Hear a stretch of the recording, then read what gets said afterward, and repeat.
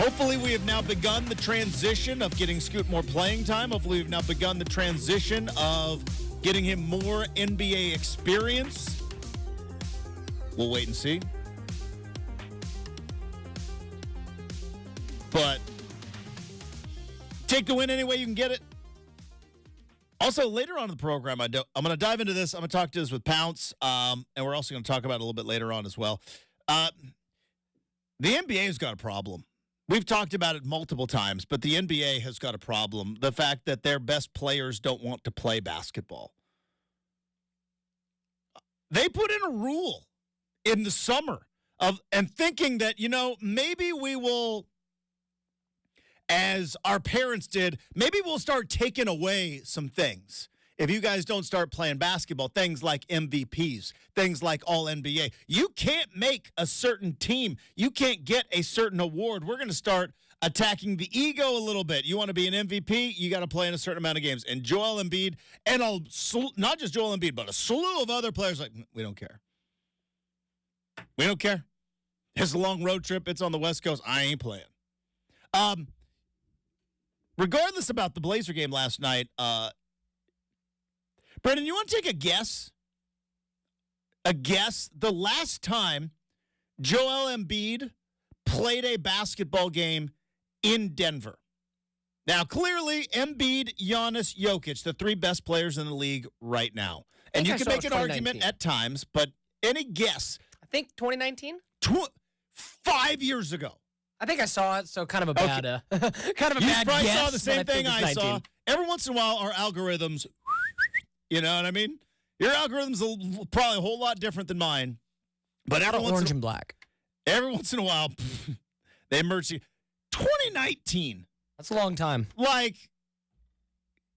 Think about the NBA that I grew up with.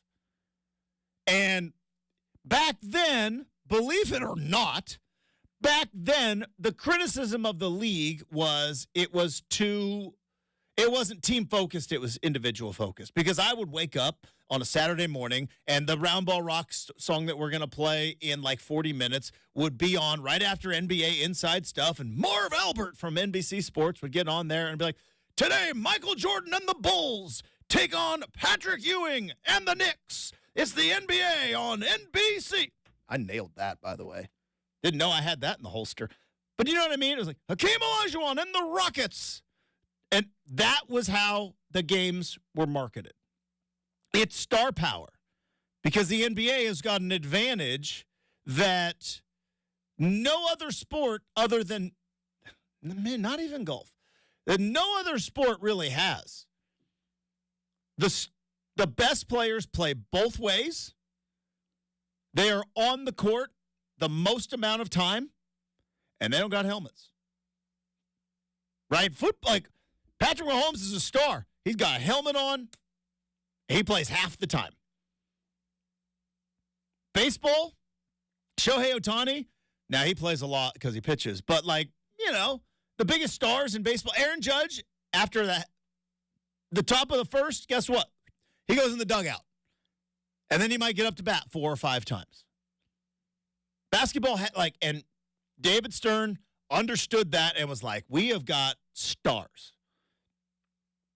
Michael Jordan, Charles Barkley, Karl Malone, Patrick, we got stars. We got guys that people want to watch. Let's market it. And then that was the big criticism back in the 90s was, it's not even a team game. It's so selfish. It's all and it's like, now, could you imagine marquee game, Jokic versus Embiid in Denver? What? He ain't playing again. It's been five years. He don't play in Denver. He just doesn't. What are we doing? By the way, it's not only just in the NBA now trickling into other sports, it's trickling into my beloved sport. If you think this opting out of bowl games thing is going to stop with just bowl games, you think that there's not going to be a time with NIL and all this stuff, and I don't want to do a deep dive into that right now, into my tinfoil hat conspiracy theory, but let's just say I see the writing on the walls. And once you spread the peanut butter doesn't come off that breakfast toast. But the NBA's got a problem. We'll talk about that with Pounce, and we'll also dive into it a little bit later. But just, is it so hard for the best players to play? And again, Blazers got the win last night, and we'll take it. And take it any way you can get it. And I know that there's the please understand, Brendan, when I say this as a term of endearment, but you and your ping pong ball brethren are sickos. And you got the the ping pong ball sickos over there who every loss, it just is a hit to the heart. I understand it. It's a strategy. It's not my strategy, but it's okay. The Warriors are doing fine, too. I'm actually doing fine. Like, the picks are going to be just beautiful. Picks are going to be beautiful. And they're gonna pick up another one when they make a trade this week. So let's hope. We'll see. Putting it into the universe, Justin. I said Malcolm Brogdon looked good last night. Like I said a couple weeks ago. Lakers about ready to fire their coach. Maybe need a point guard. About this Malcolm Brogdon guy. Now I don't know what you get from the Lakers. Because again, yeah, I wish they still had Kuzma. we did a point of clarity. We did a deep dive into what is going on with the Lakers, and I don't know why. I'm kind of fascinated with it, but it just is. But that's the thing, though. Like, I understand. Like, you got to trade Brogdon. I've been saying the trade Brogdon thing is like, wish him well. Sounds like him and Scoot have had like a pretty mentor-mentee type relationship. Watching him talk to Brooke last night about how Scoot really looks up to Malcolm Brogdon, and that's great and all, but it is now time for Malcolm Brogdon to go play point guard on a team that's going to go to the playoffs, and it's time for Scoot to start taking over all of Brogdon's minutes as we wrap up the back half of this season. But either way, I still feel there is a detriment to the losing on purpose. Had to do it the last couple of years. God, I understand it. I didn't really embrace it, but I gave in. 3 years of losing on purpose. Brendan, do you worry about like culture? Do you worry about culture? It's not like the culture's ever been great here with regard to like championship culture. It hasn't been here since the 90s. Sorry, it hasn't. 2000 was an anomaly. That was a great run. That team was incredibly talented. And who knows what would have happened. Coulda, shoulda, woulda. But the championship culture hasn't really been here with this organization. Championship, yes. I'll say this, like, and someone made a great point of pointing this out to me recently, Justin. Is it your brother who's our associate producer? No, no. Is that somebody on your trivia team? No, actually. But a buddy of mine was just like, when you consider, just look at the Blazers, like, all-time, like, just their results by year, Justin. Mm-hmm. This has been a franchise that historically makes the playoffs almost every single year.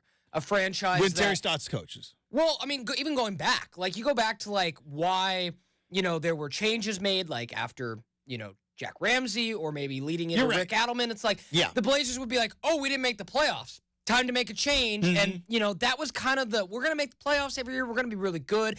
You have your dips, like the very famous mid-2000s and then now. But, it's one of those things, Justin, where I look back and go, I don't know if Blazer fans fully appreciated what they had because I remember you and I sat right here and said, we just want to lose differently. Yeah. Well, 3 years later, Justin, they're losing differently. And it's been a painful losing differently. So I think they're still on their path. You're on the rebuild path. At least they committed because Justin and I said forever, we're rebuilding on one hand, but hey, we're still looking to get Dame assets. Yeah. So at least they committed. But yeah, it's been a journey, man. Well, and so that's why I like the fact that this team is trying to win games. Now, they're not accomplishing that a lot, but they won last night. And I don't want to be like, I don't be so negative on a day after a win, but like, you're not the only one in my life that is the same way of, they won, darn it. You're not like, that's why I got sicko friends at the gym as well. you're like, darn it. And I understand it. I get, hey, the further down you go, the more ping pong balls you get, the more chance you get at maybe potentially a top 3. But when other teams, Justin, are trying to tank too. Memphis, Toronto are joining the fray, man. So let's Detroit. Are they tanking or are they just bad? Well, they've started to win some games, so maybe they're just bad. Like they're up to 6 wins now, which is actually kind of crazy. So I'm gonna say they're bad, but hey, man, they haven't given up in Detroit. Yeah. So give them credit.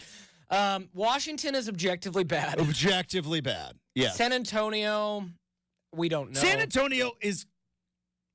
I don't know. They can't be bad with Wemby I don't on the team. know what they're doing. Exactly. They want another pick. Because I see Wemby play, and I'm like, that guy, ready to compete now. He should be an all-star this year. He should be. Now, I don't know. Again, I'm going off of like the 4 or 5 times I've watched him play. But, he went toe-to-toe with Embiid the other night. Now, Embiid popped up 70 on him. But didn't he have like 28 or something? 33. Hit 33 against Embiid. Like, that guy. He's averaging 20, 10, and 3 as a rookie. He's an all-star. Yeah, already. Now, probably won't get it because there's only so many spots, but. Well, and Chet is going to steal Rookie of the Year, and I'm sorry, I hate that rule. I really, really do.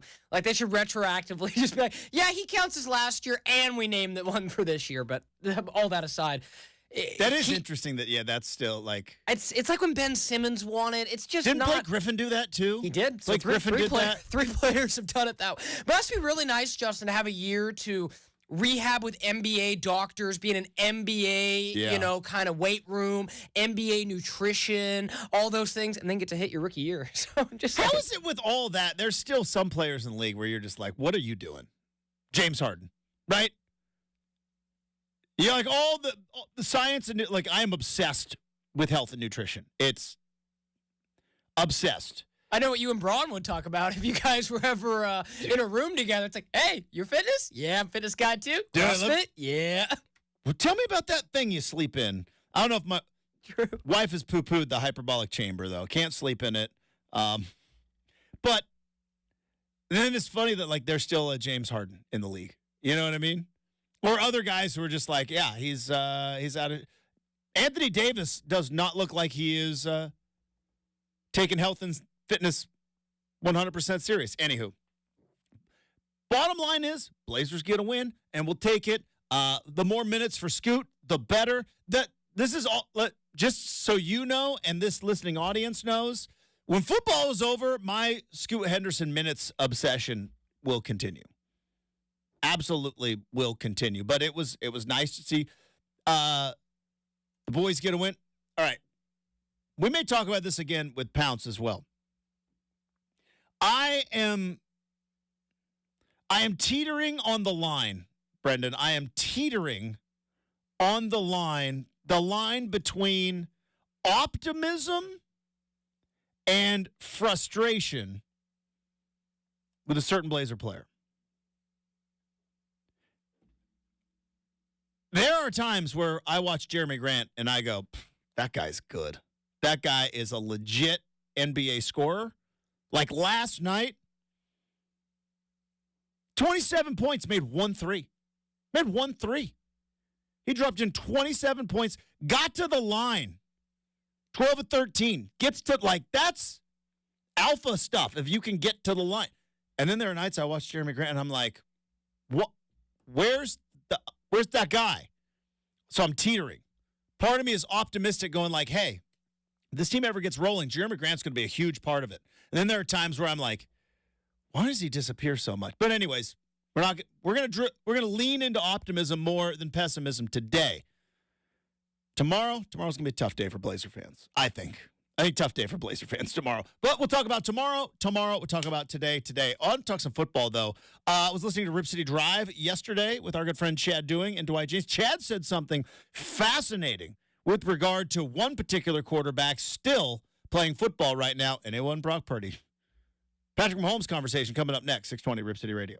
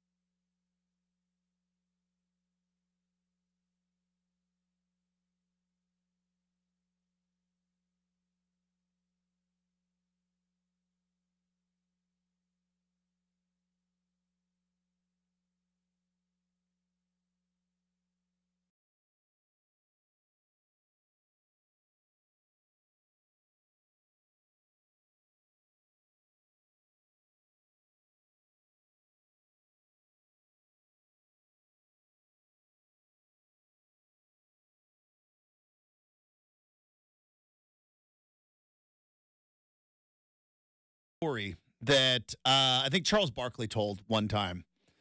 And it was, I think it was right around the tryouts for like Team USA. And Charles Barkley has told this story about how, for my entire life, I thought I was the greatest basketball player in the world. And you can understand why, again, back then, no social media, right? There are no recruiting rankings. And there was a smidge of cable TV, but the idea that, like, you could be an elite All-American at Auburn and all this stuff going into the draft, and you could think, like, I'm the best basketball player in the world. And you're like, I could see how you could get there.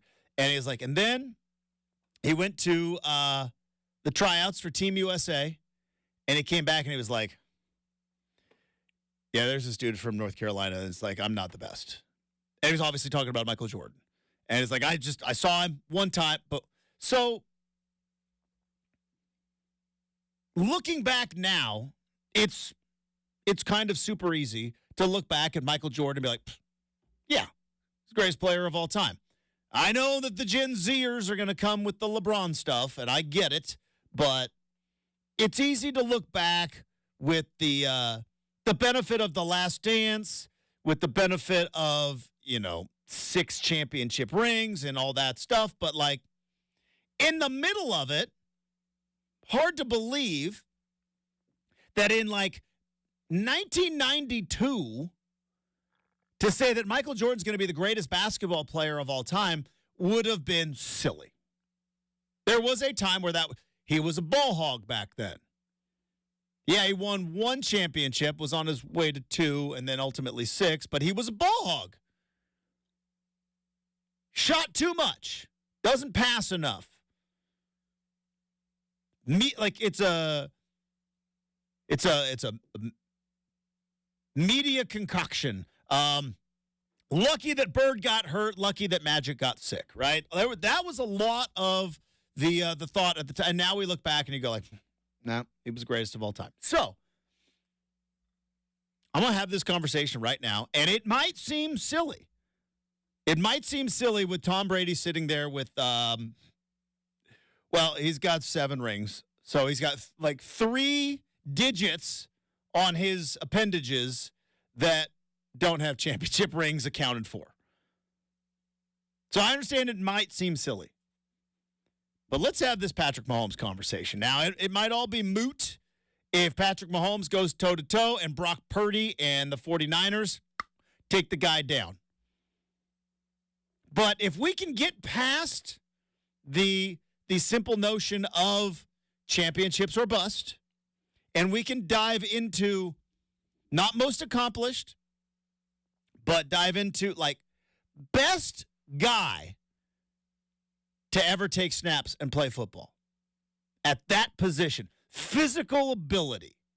You want one guy in his prime for 1 season. Mahomes is in that conversation, and we're going to have that conversation right now because I figured a thing out yesterday, and I believe there is a secret sauce to quarterbacking. And I think we are watching Patrick Mahomes figure out what Tom Brady figured out, what Peyton Manning figured out, to a degree what Eli Manning figured out. And that is that football and a football game is a riddle. It's a riddle. It's a, do you ever do like the Sudoku? I don't, because I'm not. My brain doesn't work that way. But you're aware of what the Sudoku is? Yeah. And you're aware of like a Rubik's Cube, could never get it. Nephews can. I can't. Will Smith made it look really easy. The Rubik's Cube? What movie was that? Pursuit of Happiness? I got through like an hour of that, and I'm like, this is just too sad. Oh, it's a tearjerker. Quality one. Does it pay off at the end? Oh yeah, no, it's. I was like an hour in when he dropped the thing because I had to catch the bus. I quit. I'm like, I'm off. I'm done with this. I think it's a movie everybody should watch because I watched an hour of it. You can but you got the point. The point I remember watching that movie was Just when you think it's maybe not going great for you, it could be so much worse. But yeah, sorry. Yeah. All that aside, I believe football games, especially from the quarterback position, are a riddle. Or a logic problem, a Sudoku, or a Rubik's Cube. It is a puzzle to be solved. And the greats figure that out. Patrick Mahomes, on that game against the Baltimore Ravens, did not light up the stat sheet. He didn't throw for 300 yards. He didn't set an all-time passer rating record. What he did was assess the game and in his brain figured out, I have to make X amount of plays. That's it. I have to get X amount of first downs. I have to keep the score at this particular notion, right? Threw for 241, 30 of 39, 1 touchdown. But he scored 17 points in that game, and Patrick Mahomes figured out what Tom Brady figured out, what Peyton Manning figured out, what Eli Manning figured, what the great quarterbacks, the great championship quarterbacks figured out, which is this is not a game to be won by stats. This is a game to be won by figuring out the puzzle.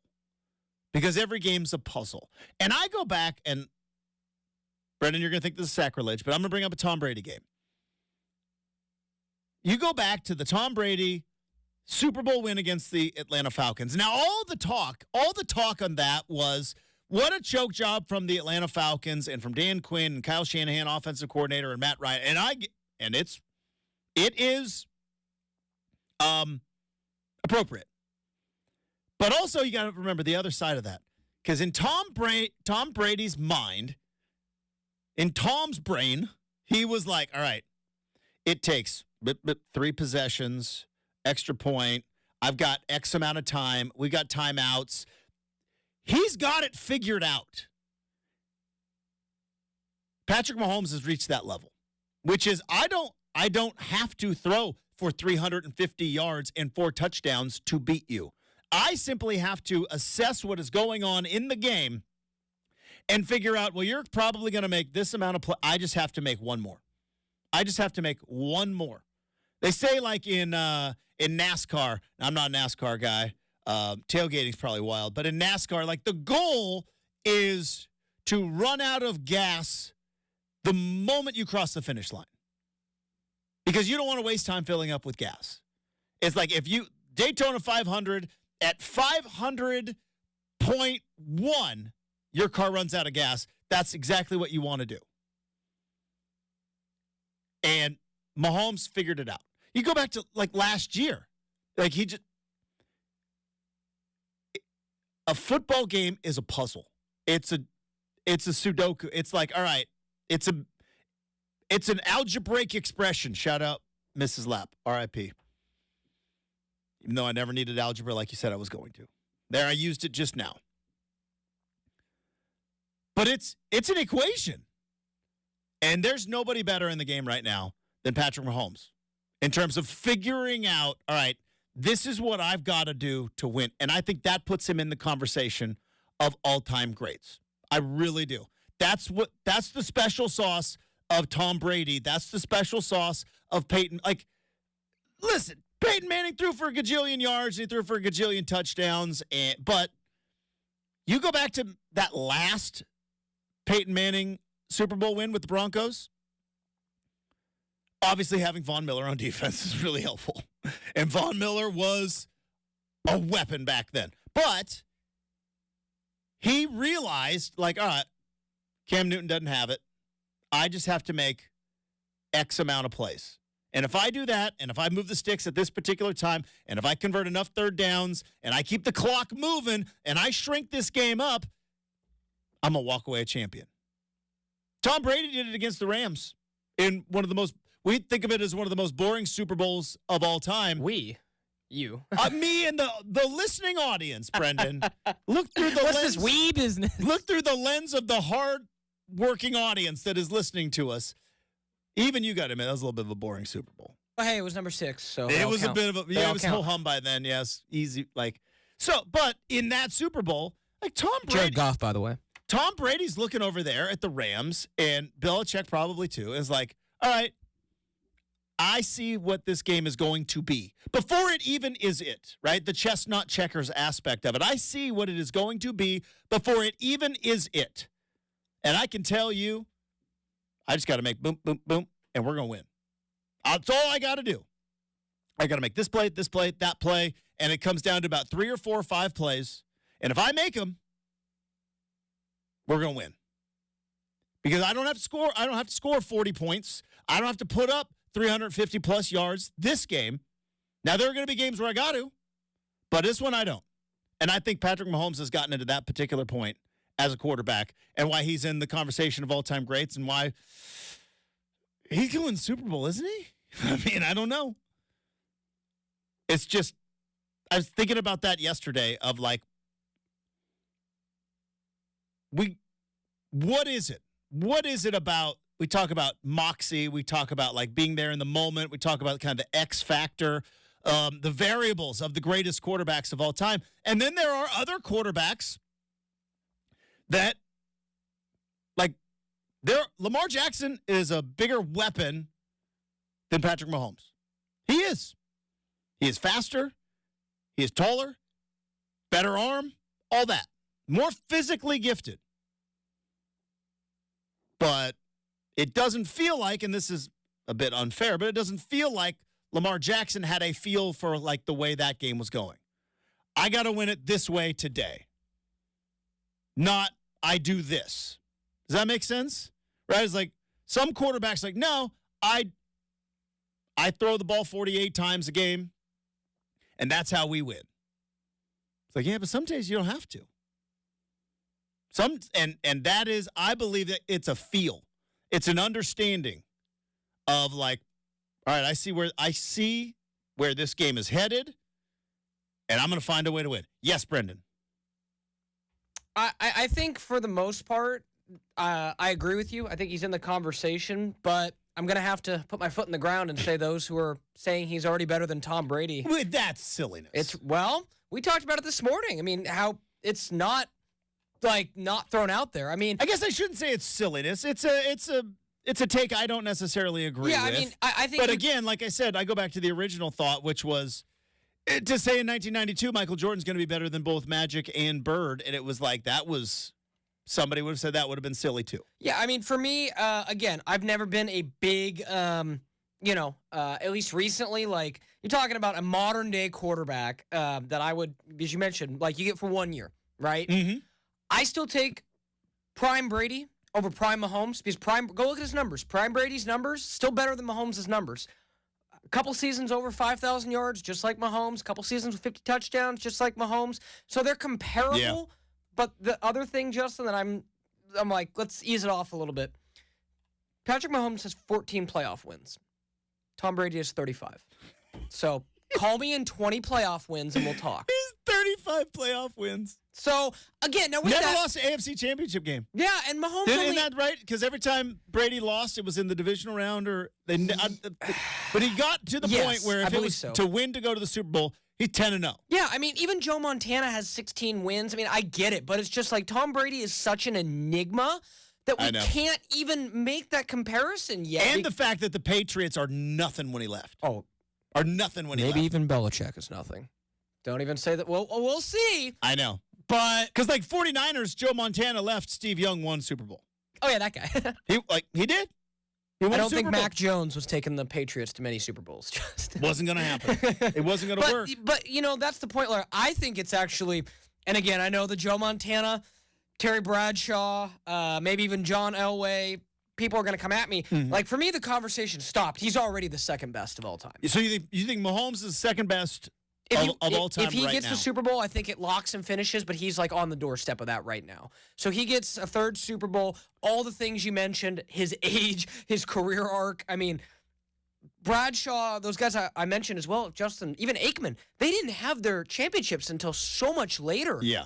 Like Mahomes would have 3 at 28. 28. It's insane. It's but like, yeah, you look at I talked about this yesterday. Tom Brady, like, screwed up the curve, right? he screwed up the curve. You can't even look at him objectively. You can't, like you said.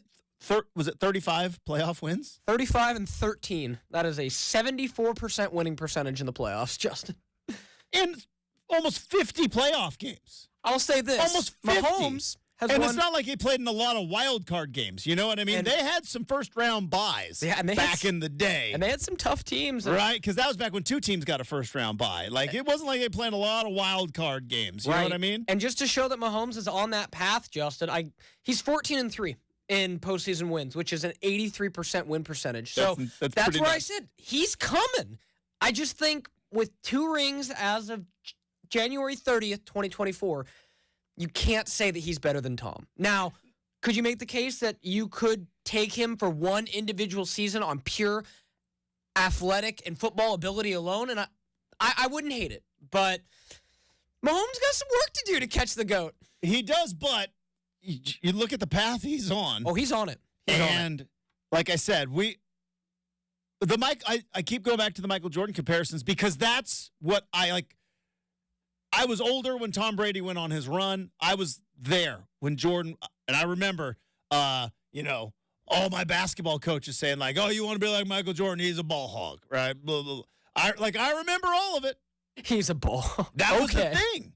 Like that's funny. I believe it, but that's funny. Like I'm sure there's some kid trying to throw sidearm like Patrick Mahomes, and some football coach is just chewing. Well, they don't get. Do kids get chewed out anymore? Maybe in Texas. Maybe in some Texas parts of the country. Football. Not here anymore. I don't know. Oregon. But there's probably some kid like throwing sidearms like, "Oh, you want to be like Patrick Mahomes?" Like, yeah. But it's and again, I think that's where maybe some people get frustrated.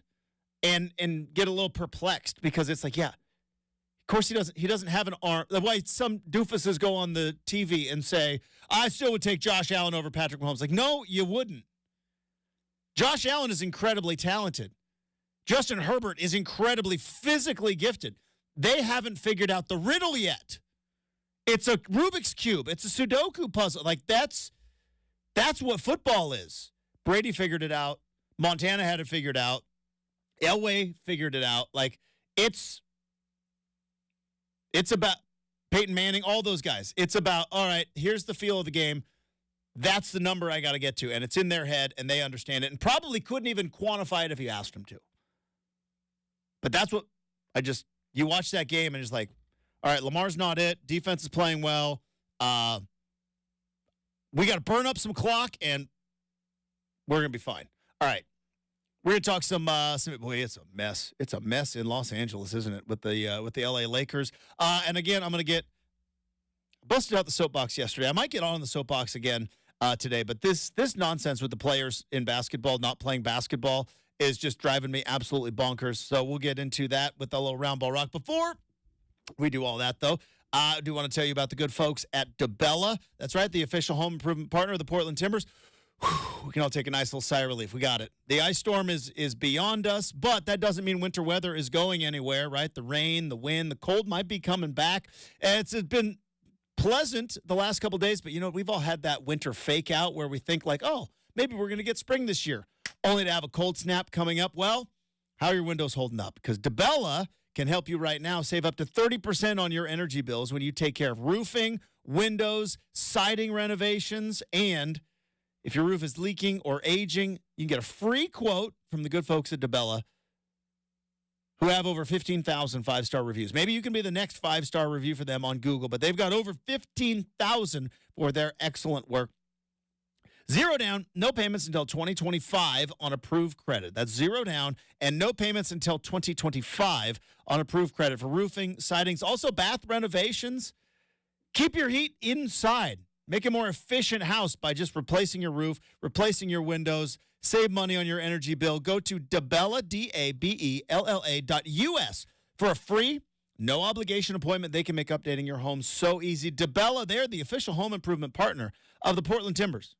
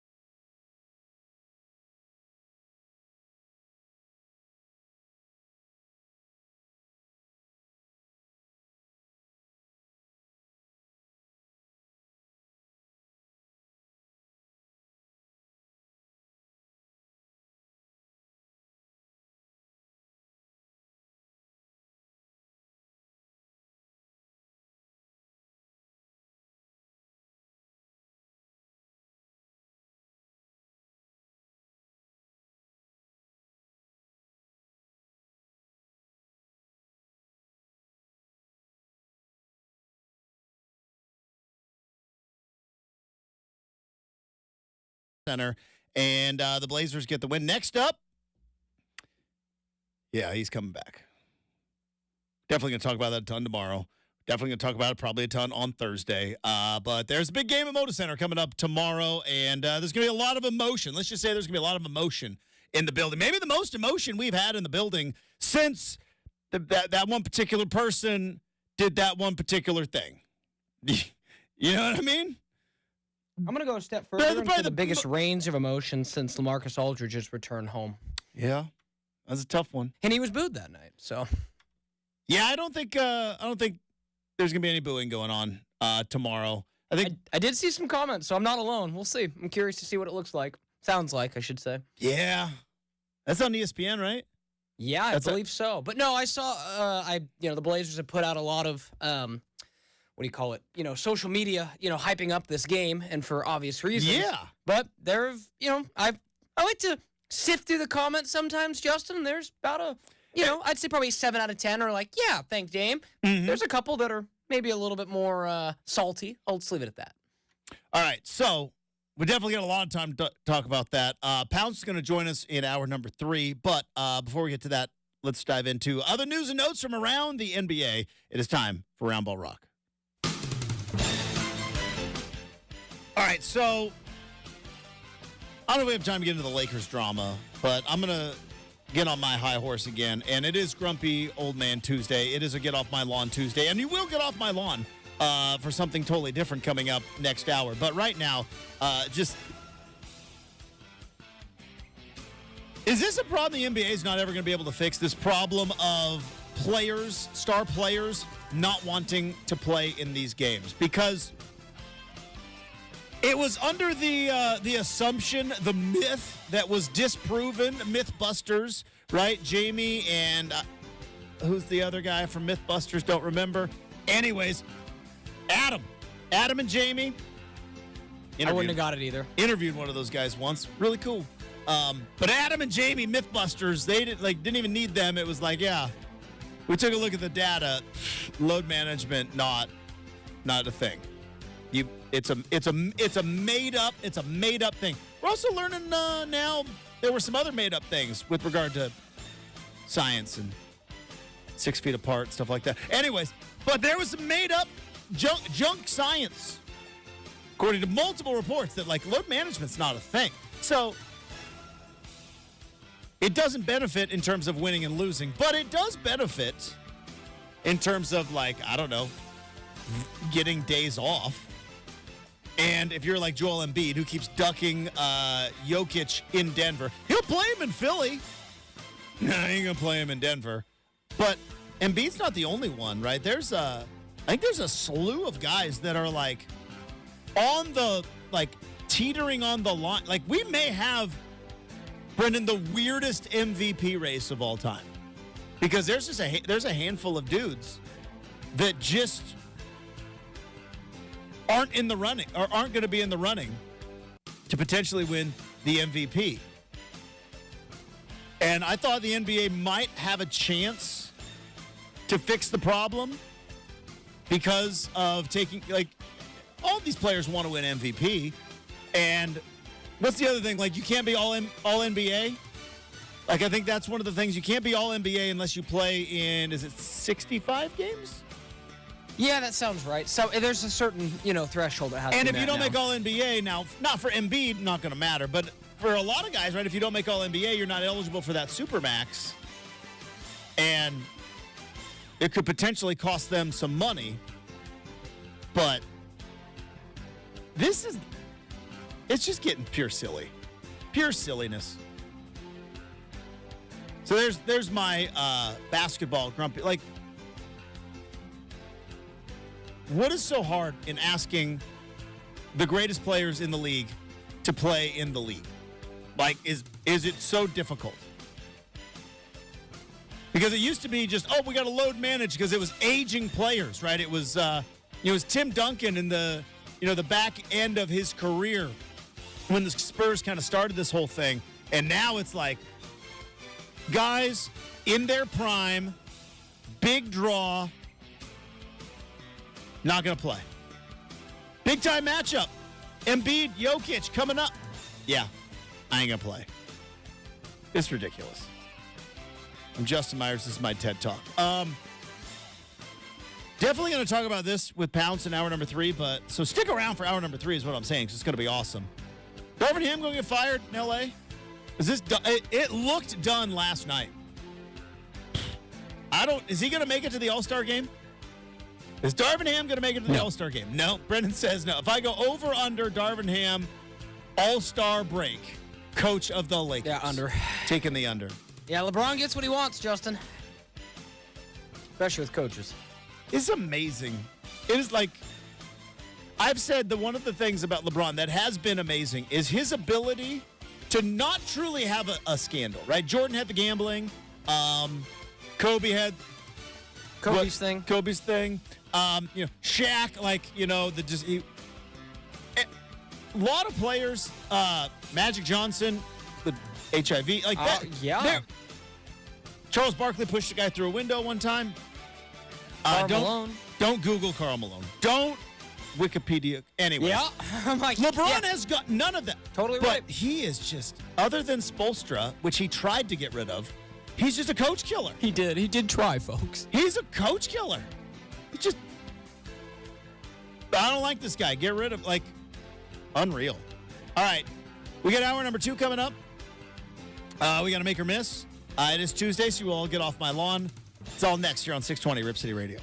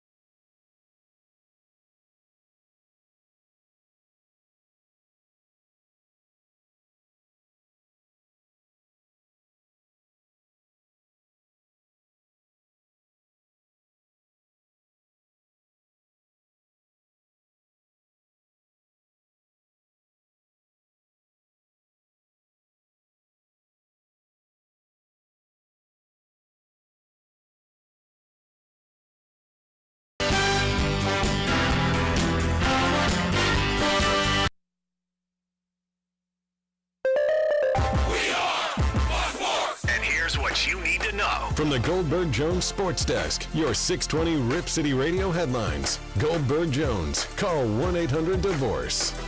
It is 7 a.m. on a Tuesday morning. Justin Myers with you. Portland Trail Blazers get the win. Nice win for the boys last night. The Philadelphia 76ers go down 130-104.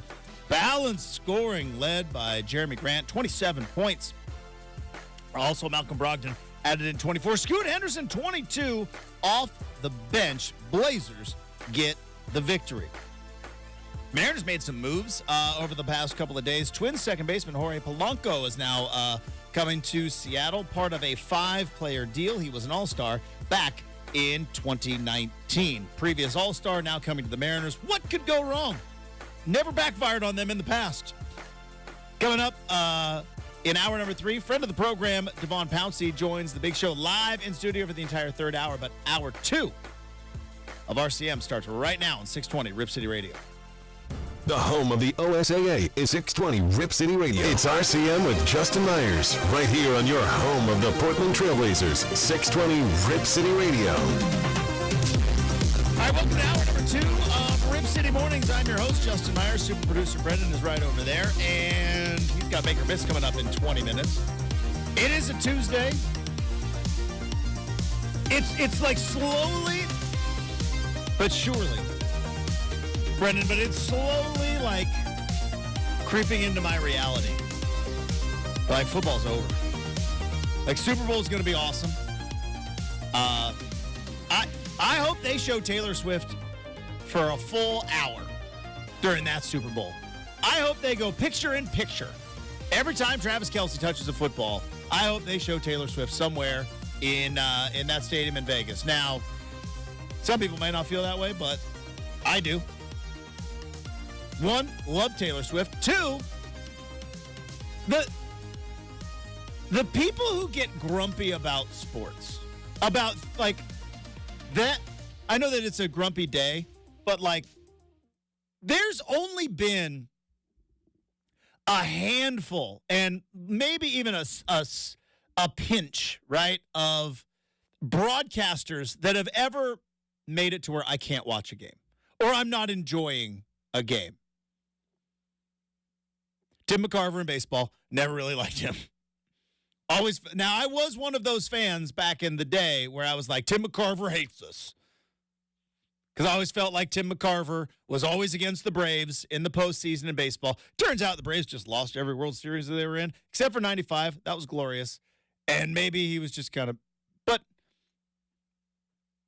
you know, like, and it's made it worse with the Twitter app the way it is, where it's like, I can't stand Tony. It's like, we're watching football here, gang. Well, they cut away to Taylor Swift. So he's ruining football. All right, it's 4 seconds. All right, you're not gonna miss a snap. Okay, you're gonna be fine.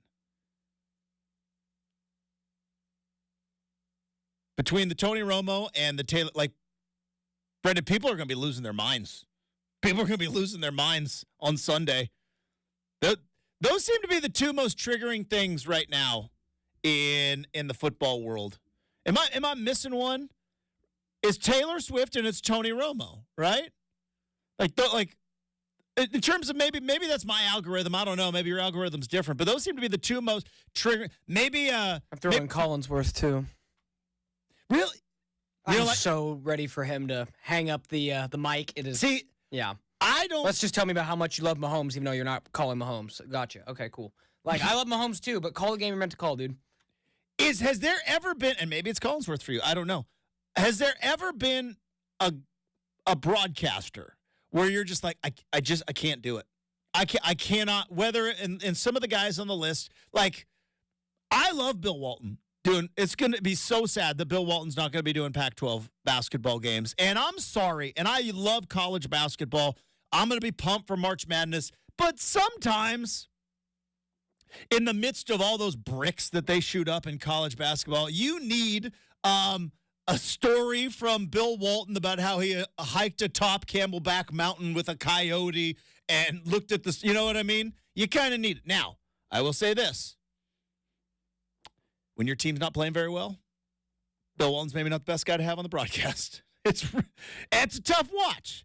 I've even said the same thing about Tony Romo, right? Tony Romo is fun until your team's not playing very well.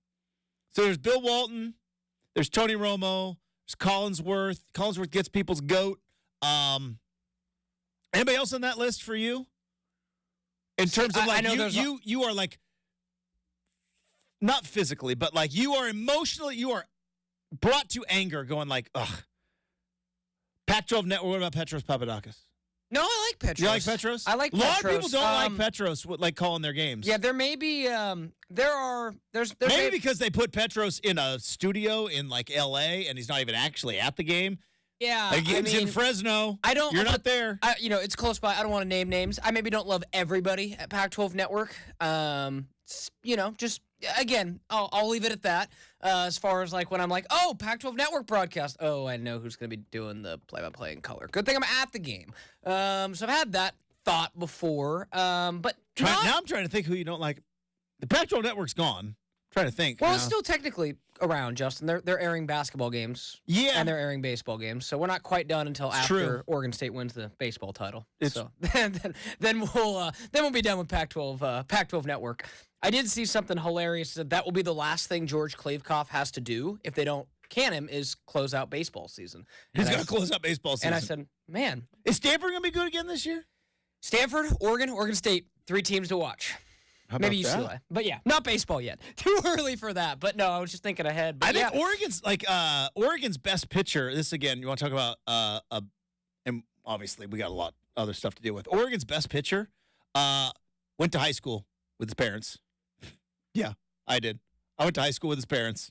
Okay, it took me. You said went to high school with, and I'm like, wait, no. He went to high school with his parents? How? No, I went to high school. Sense. Yep. With his parents. That's cool. Yeah. That's not cool. Makes you feel real old. College pitcher right now. All right, so Pouncey's going to be joining us in the third hour. We do have Make or Miss. According to sources on the internet, it sounds like the Seattle Seahawks have narrowed their search. And now I don't know, this could be smoke signals, right? This could be somebody that doesn't know what they know, but it sounds like the Seattle Seahawks are kind of getting off of the Dan Quinn train, and it sounds like they're getting on, is it Mike Macdonald? I've heard Mike Macdonald and Ben Johnson as of yesterday. Checked out our good friend of the program, Brady Henderson, X account, and we may have Brady on later this week to dive into everything 12s. But yeah, it doesn't seem like Dan Campbell. Yeah. Dan Quinn. Sorry, too many Dans. Mm-hmm. It's like Justin with McDaniels and McDaniel. That's what I was going to bring up. Is like, great. Now, there used to be a derogatory term for people with those types of names. If you ever watched the movie Far and Away, you know what I'm talking about. I have red hair. I think I'm allowed to say it, but I'm not going to say it, right? Because it was a derogatory term of people with the MC names, if you know what I'm saying. But like now, super underrated movie, by the way. No one knows about it. And like Far and Away. We watched it in high school. It was a very big deal. Okay, that's cool. It was like that's cool. It was. We learned about the Western expansion and the land race. Underrated, man. Back when Now my whole thing was, I was like, oh, that's why the Oklahoma Sooners are called the Sooners. Got it. It's back when Tom and Nicole were. Turns out cool, it was Nicole Kidman's parents are the reason why the Oklahoma football program says Boomer Sooner. Anyways, must have been really fun for Tom and Nicole though, that 3-year window when they were in every movie together before they were like, yeah, we're not gonna see each other no more. Well. Yeah, they were in 3 straight movies, all in the early 90s together. You're like, yeah, there you go. Power couple, it turns out. Anywho, but this is from Brady Henderson. He also reposted Dan Graziano. Dan Graziano, NFL Insider. He's got 172,000 followers. I go by the follower count now in terms of credibility. Is that where you're at? 100%. Because Graziano and Brady, they don't have blue checks. Because they won't pay for it. And nor should they. No, I don't blame them. I don't mean that negatively. Graziano has got 172,000 followers, and he said that Ravens defensive coordinator Mike Macdonald is scheduled to meet in person with John Schneider and Seahawks leadership. That is today, this morning, to interview for the Seattle head coaching position. And then also, according to Brady Henderson, he said second interviews last week with Patrick Graham, Mike Kafka, Dan Quinn. So those are the names where you're getting a second interview. And then, of course, Baltimore season over. They can now officially contact or conduct a first interview with Mike McDonald. If McDonald clear the throat there, that was bad. It was unprofessional on my part. Tried to power through it. Felt the coming, and I didn't power through it. Now, if Mike McDonald gets this job, Brendan, let's count him up. Let's count him up. You would have Mike McDonald. You would have Sean McVay. You would have Mike McCarthy. You would have Mike McDaniel. Right? I got it right? You used to have Josh McDaniels, but he got fired. That's a lot. It's a lot of Irish-American. So you had to clear your throat. I had a sneeze. So I didn't mean to leave you hanging there. What's going on in the studio? Yeah, here? didn't mean to leave you hanging there, Justin. But there's going to be a lot of mix. Hey, that's the word. Oh, is it not good? It's all right. You were from a generation where we don't even a thing. I was like, I'm just old enough to remember when there was a lot of slurs. Yeah. It wasn't good. No. We weren't good people. There's let's just say there was a lot of slurs. Other than like that big one. Yeah, no, for sure. Nobody should say, unless you can. We're nicer to people now?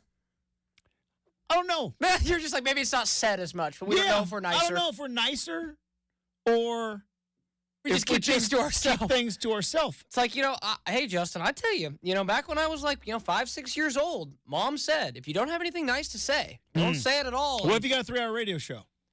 See? That's the thing Mom didn't figure out. It's like, I had to come up with nice things. I got 3 hours to fill. I don't have a lot of nice things to say all the time. I want to be. But if you, I still think it's going to be Dan Quinn, because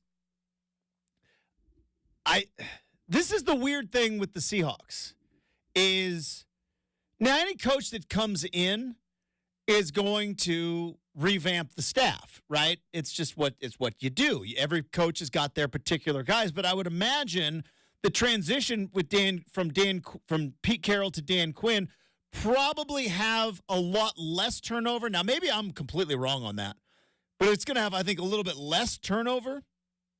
But regardless, Dan Quinn's going to come in and kind of revamp the staff. I wonder, though, and this is where I don't know if a lot of people kind of understand the amount of infrastructure. We talk about the front office. Hey, we live in the front office. Like, the amount of infrastructure just on the scouting, player development, strength and conditioning, the video room, right? The video engineers, like the support staff, they're like, hey, he's watching film for 14 hours a day. Yeah, where do you think that film comes from, right? Dudes in there, or people, I should say. Shouldn't say dudes. People editing, cutting up, like live logging, all that stuff. And, it seemed like it's an amicable breakup. Pete Carroll's going to move to the front office. He's going to be in an administrative role. And I'm like, oh, let's move Dan Quinn right in. He's going to take that job. And a lot of people underneath are probably like, yeah, we know Dan. He knows it. But, I don't know if does Mike McDonald, I don't think he has any connection with the Seahawks ever before. I don't think so. Not that matters, but it is from the last. He's also so young. Can we talk about how young he is? I don't know how young he is. 36. That's super young. You look like Google his just because it's MacDonald with an M-A-C, Justin. But just Google real quick and just look at his face and tell me he does not look like he's 25. Like, he is, dare I want to say the baby-faced assassin, but, you're right. Not much of a connection to Seattle, but. Well, it's like, okay, oh boy. Right? Does he not look young? All right, currently in the league, I believe Zach Taylor, Cincinnati Bengals, looks the youngest. I don't know if he is, but I think he looks the youngest. McVay's aged a couple years since when he came in, it was like, oh, wow, look at this guy. But that's been like 6-7 years now. I think it's Zach Taylor right now, but if this dude gets the job, holy cow. I'm going to go with Kevin O'Connell up in the Vikings, man. He's he did play quarterback for Belichick and backed up Brady. Well, it's like I said, that's why I love Dan Campbell. But yeah, Zach's close. It's why the Dan Campbell story is fascinating to me because there is just a slew of these guys. Like young, they didn't play football, they just coach it. They started, probably as equipment staff, as undergrads, and then moved into the film room, and then slowly but surely, and they figured, and that math and analytics and all that stuff is kind of where they are at. And whether it kind of started with McVay, but LaFleur and McDaniel and Zach Taylor, Kevin O'Connell, like all these guys, just like their entire adulthood is coaching. Whereas used to be like you played a little bit, you hurt your knee, you're never going to make it, so you go as a coach, right? Now it's like these dudes don't even play. They just love football. Well, and and they go to college. They don't play college. They go right to the equipment staff or whatever, get in, and they start a whole career in coaching. And I think it's definitely a point to make because it's happening more and more. Like I remember back when Chip Kelly was at Oregon early on, it got rumored like, hey, Chip is this guy who is, transforming college football, and he didn't play, right? Or, maybe Pee Wee, who knows? But, didn't play at the high school, college level. And that was always a big criticism forever, Justin. But, with Mike McDonald and where he was, and I think Mike McDaniel didn't play football either, if I'm correct. Yeah. Justin, it's one of those things now where it's like, if you're young and you understand the game of football at all, they used to talk about, going to pound down the door for a job. Yeah. Go pound down the door of a good coach because, look at Mike McDaniel or Mike McDonald. He's going to probably be a head coach this cycle. Justin, 10 years ago, he was a coaching intern. He's a coaching intern, went to Georgia and studied finance. Didn't play. So, I might need a career change, Justin. You don't have to play. I'll start diving into some football, Justin. All right, we gotta get out of here. We got a little too late on that one. All right, we're gonna come back. We got Make or Miss on the way next. 620 Rip City Radio.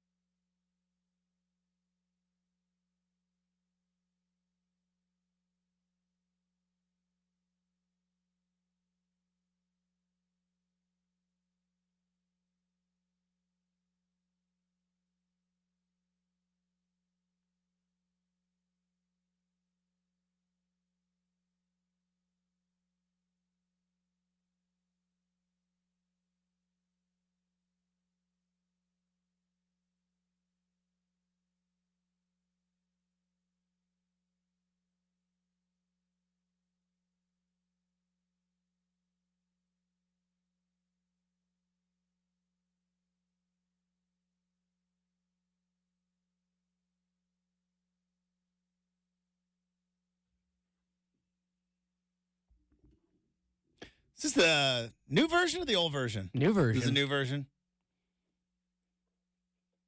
Joe Diffie was a dog. All right. Coming up in, less than an hour because he's going to be joining us for the entire third hour.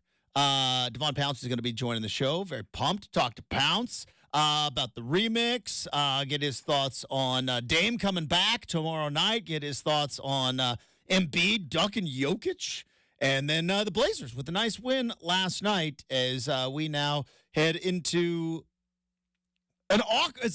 It's got to be so weird, and I guess it helps with the paycheck. I mean, it's got to help with the paycheck, but like imagine like being not just Malcolm Brogdon, but like being any player in the league right now where there are rumors swirling that you might get dealt in the next week and a half. Like how nuts is that? And again, the paycheck helps. But, you know, if you have a family and it's January, you know, if you have kids like in school and all that, and it's like, yeah, you might just be somewhere. And I get it. That's a reality, right? Military families move all the time. They don't get paid anywhere close to the same as the NBA players do. But I still... Yeah, I've got some family members in the Coast Guard, Justin. They have moved around just about everywhere. Yeah, so like... Just about everywhere. It's a reality, right? Like, kids make new friends. People... Isn't that what you were always told if you had to move? You'll make new friends. You'll make new friends. I was, as a kid, and again, I think it's a small town thing. I am very close with a handful of friends that I grew up with. I don't have a lot of college friends. I have friends from high school.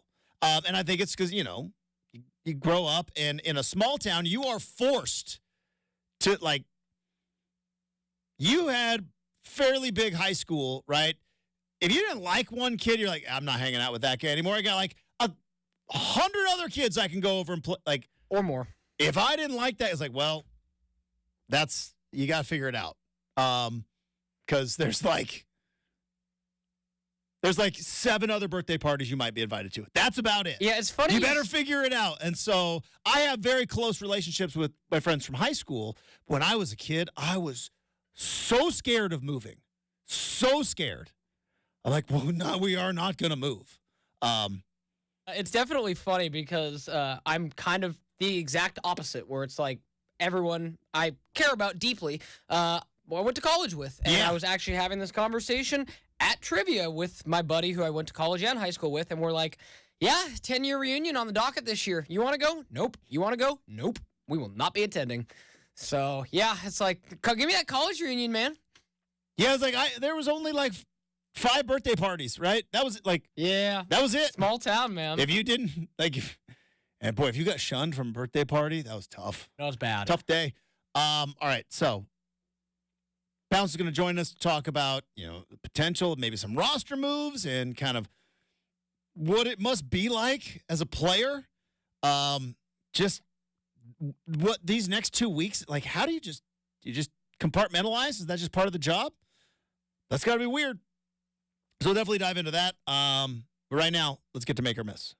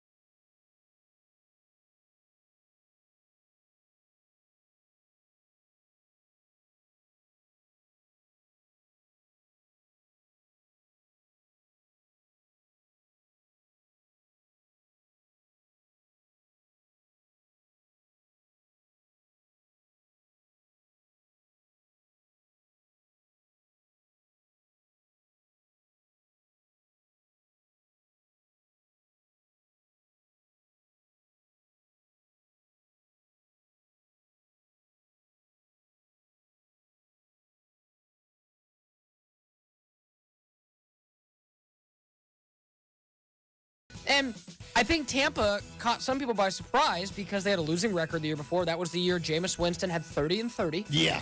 I didn't think it was possible to throw 30 picks in a year, but he did.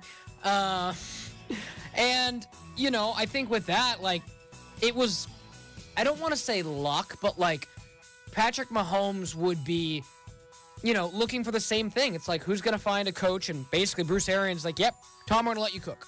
We're going to let you cook, let you cook, let you cook. He never threw the ball more in his career than he did down there. Mm-hmm. So it's like, you know, it worked for them.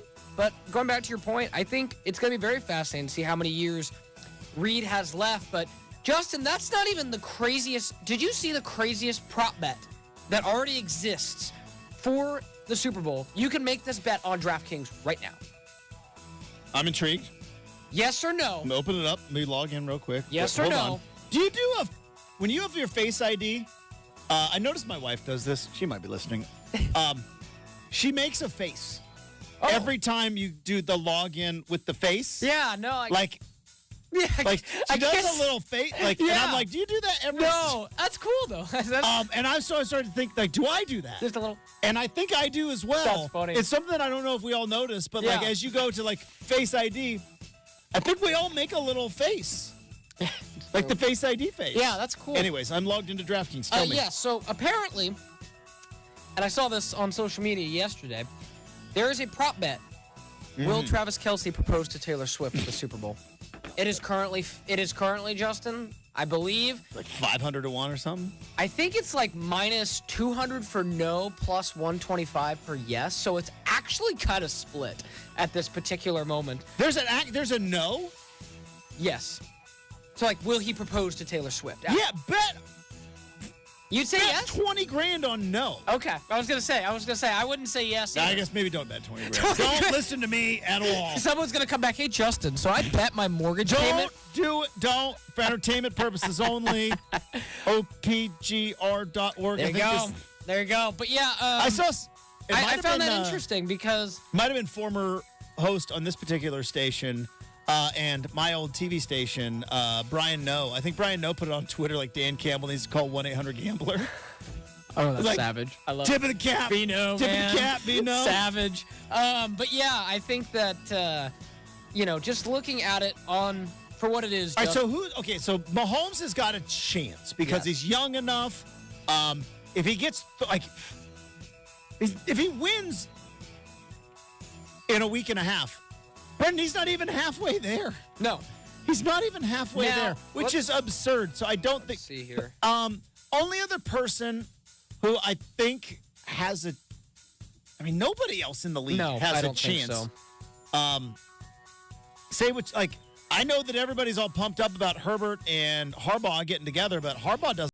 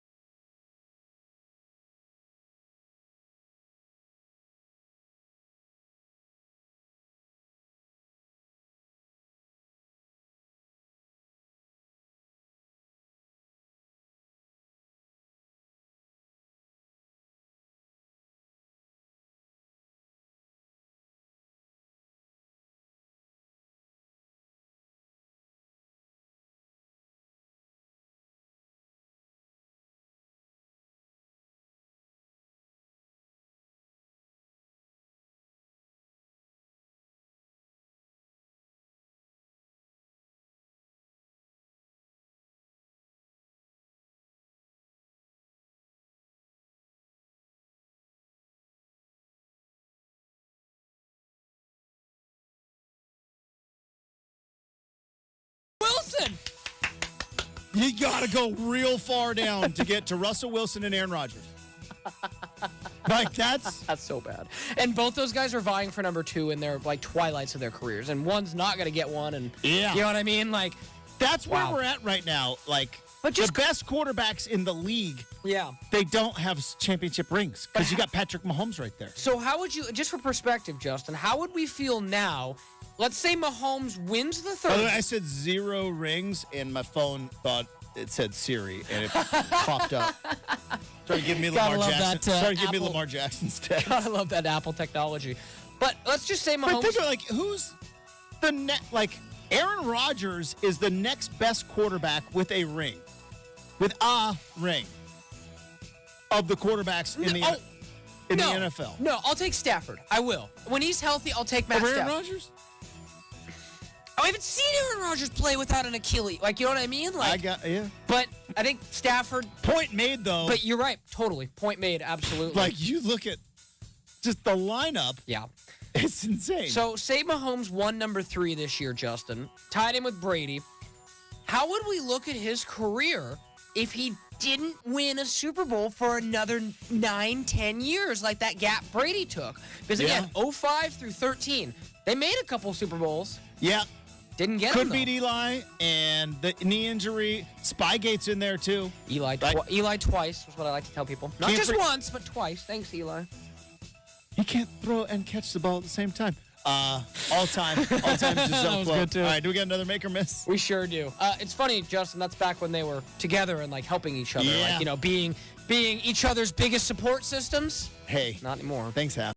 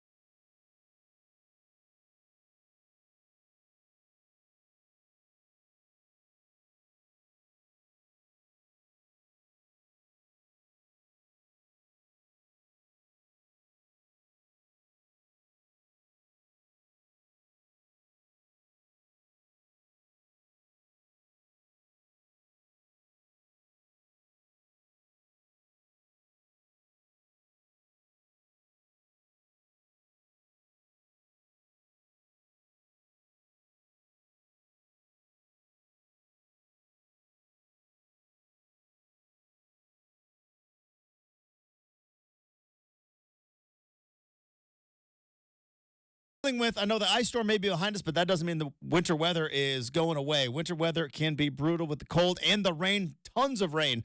How's your roof holding up after that ice storm? Or how's your roof holding up just in general? Is it aging? Is it leaking? Well, you may need to update your roof. your windows, your siding, and you can get free estimates right now. Just go see my friends at dabella.us. DABELLA.us. Free, no obligation appointment. Just sit there and talk to them, and you could maybe be the next one to give them a 5-star review. 15,000 customers plus have already done that. So, roofing, windows, siding, maybe even a bathroom you've been looking at and you want to update. Well, they offer an incredible financing opportunity for all of that, which is 0 down and no payments until 2025. That's on approved credit, but you heard me right. 0 down and no payments until 2025. Roofing, windows, siding. Save up to 30% on your energy bills. Keep that heat inside the house. Don't let it leak out into the universe. Dabella.us is where you need to go, and it can make updating your home so easy. The official home improvement partner of the Portland Timbers.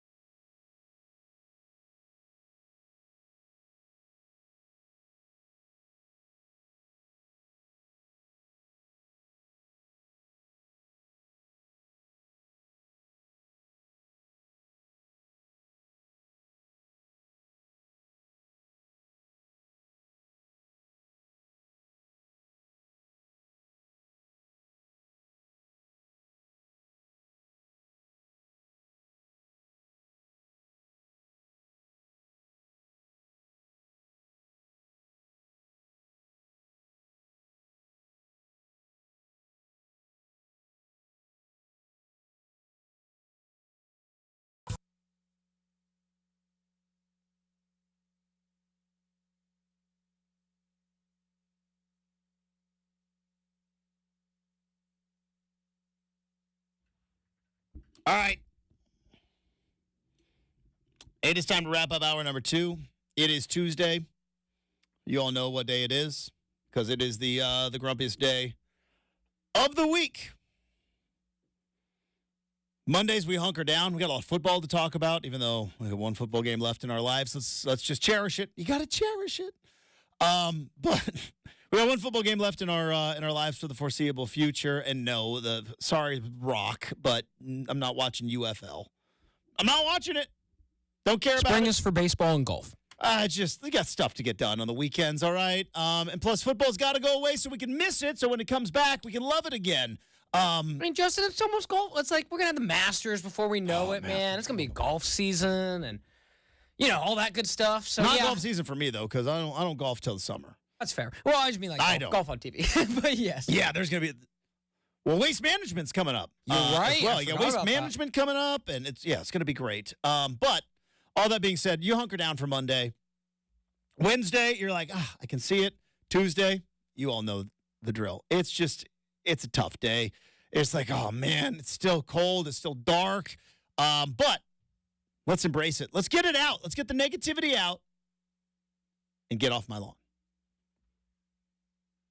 It's time for Justin to get grumpy. Get off my lawn on RCM. Restaurants who don't have menus, get off my lawn. I am done with your QR codes. I'm done with your ordering online. If I'm sitting at a table, give me a waiter or a server, I should say. That's the proper terminology. Don't want to offend them. Service industry, I salute you. Couldn't do your job. You guys are the best. I want a server. I want a menu. I want a human interaction. We're done with the QR codes. Now, I'm not saying QR codes in general. They are a fascinating part of life.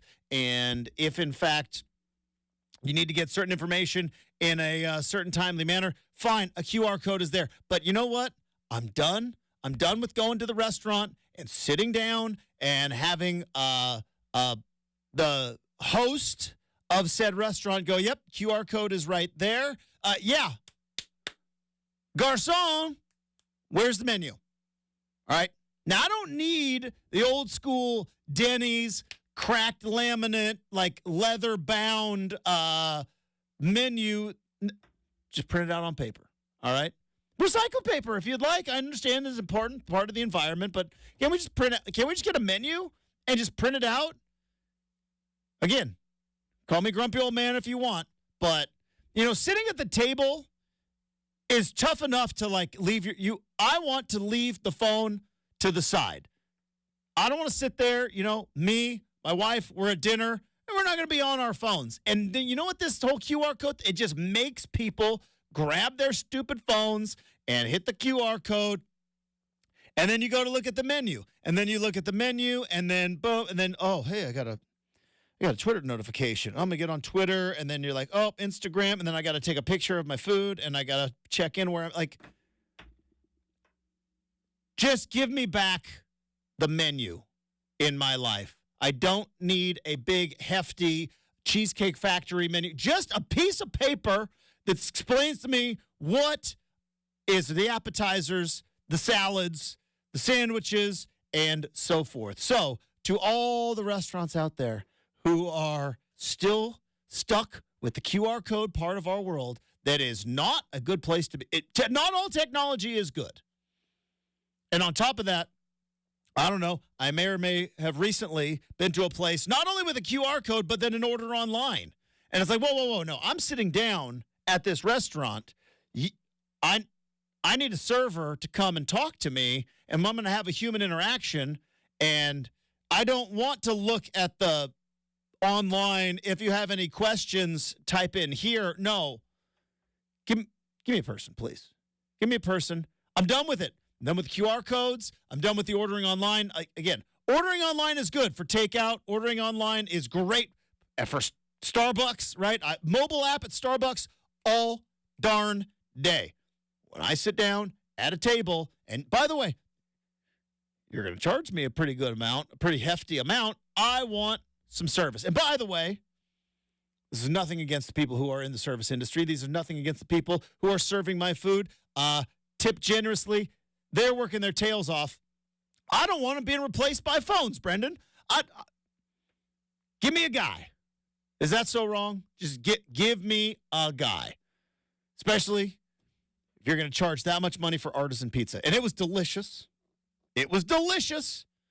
But I'm just saying, I may want a human interaction with regard. So, I'm tired of the QR codes in that facet. In other facets, nice, quick way to get to where I need to go to. And you know what? If you want to put the QR code on the menu, maybe somebody wants to, I don't know. But all I know is that by the time I come in, I get a reservation, I am seated at a table, and I get the QR code for the menu is right there on the table, and I'm like, where is the paper menu? It costs half a penny for a dozen. Print them out. Get them on the recycled paper. If I spill on it, oh well, throw it away. You got a ream of them. Get a ream. Like I said, I don't need a big hefty menu. I just want a piece of paper. Fold it, don't fold it, front, back, don't care. Just give me a menu. Are you with me on this, or am I a little too grumpy on this one? I mean, I'm kind of indifferent. Like this most recent time I went out and sat down and had a meal and did all that. I did look at a paper menu. So, but there was one for two people at the table to share. So, well, we got to do better than that too. So, everybody gets their own menu. But yeah, I mean, I look at my screen now I'll say this. Got to get off the screen. Takeout's great. I love having stuff on my app that I can just go through and take out. 100. But you're sitting down, I'm with you. Boom. All right. There it is. Get off my lawn. You know who doesn't make me grumpy? Friend of the program, Devon Pouncey. He's going to join us live in studio coming up next, 620 Rip City Radio.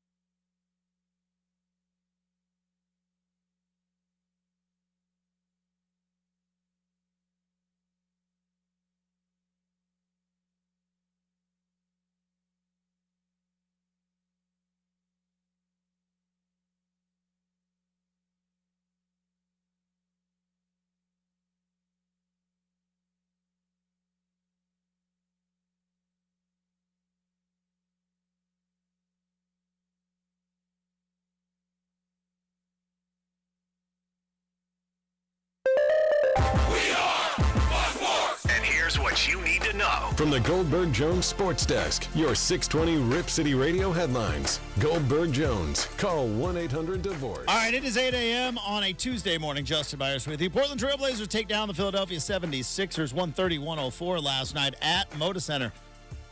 Jeremy Grant led the way with 27 points. Malcolm Brogdon dropped in 24. Scoot Henderson, 22 off the bench. No Joel Embiid or Tyrese Maxey for Philly. Mariners make some offseason moves as they acquire twin second baseman Jorge Polanco in a 5-player deal. He was an all-star back in 2019. A slew of second interviews for the Seattle Seahawks, but also a first interview for Michael McDonald.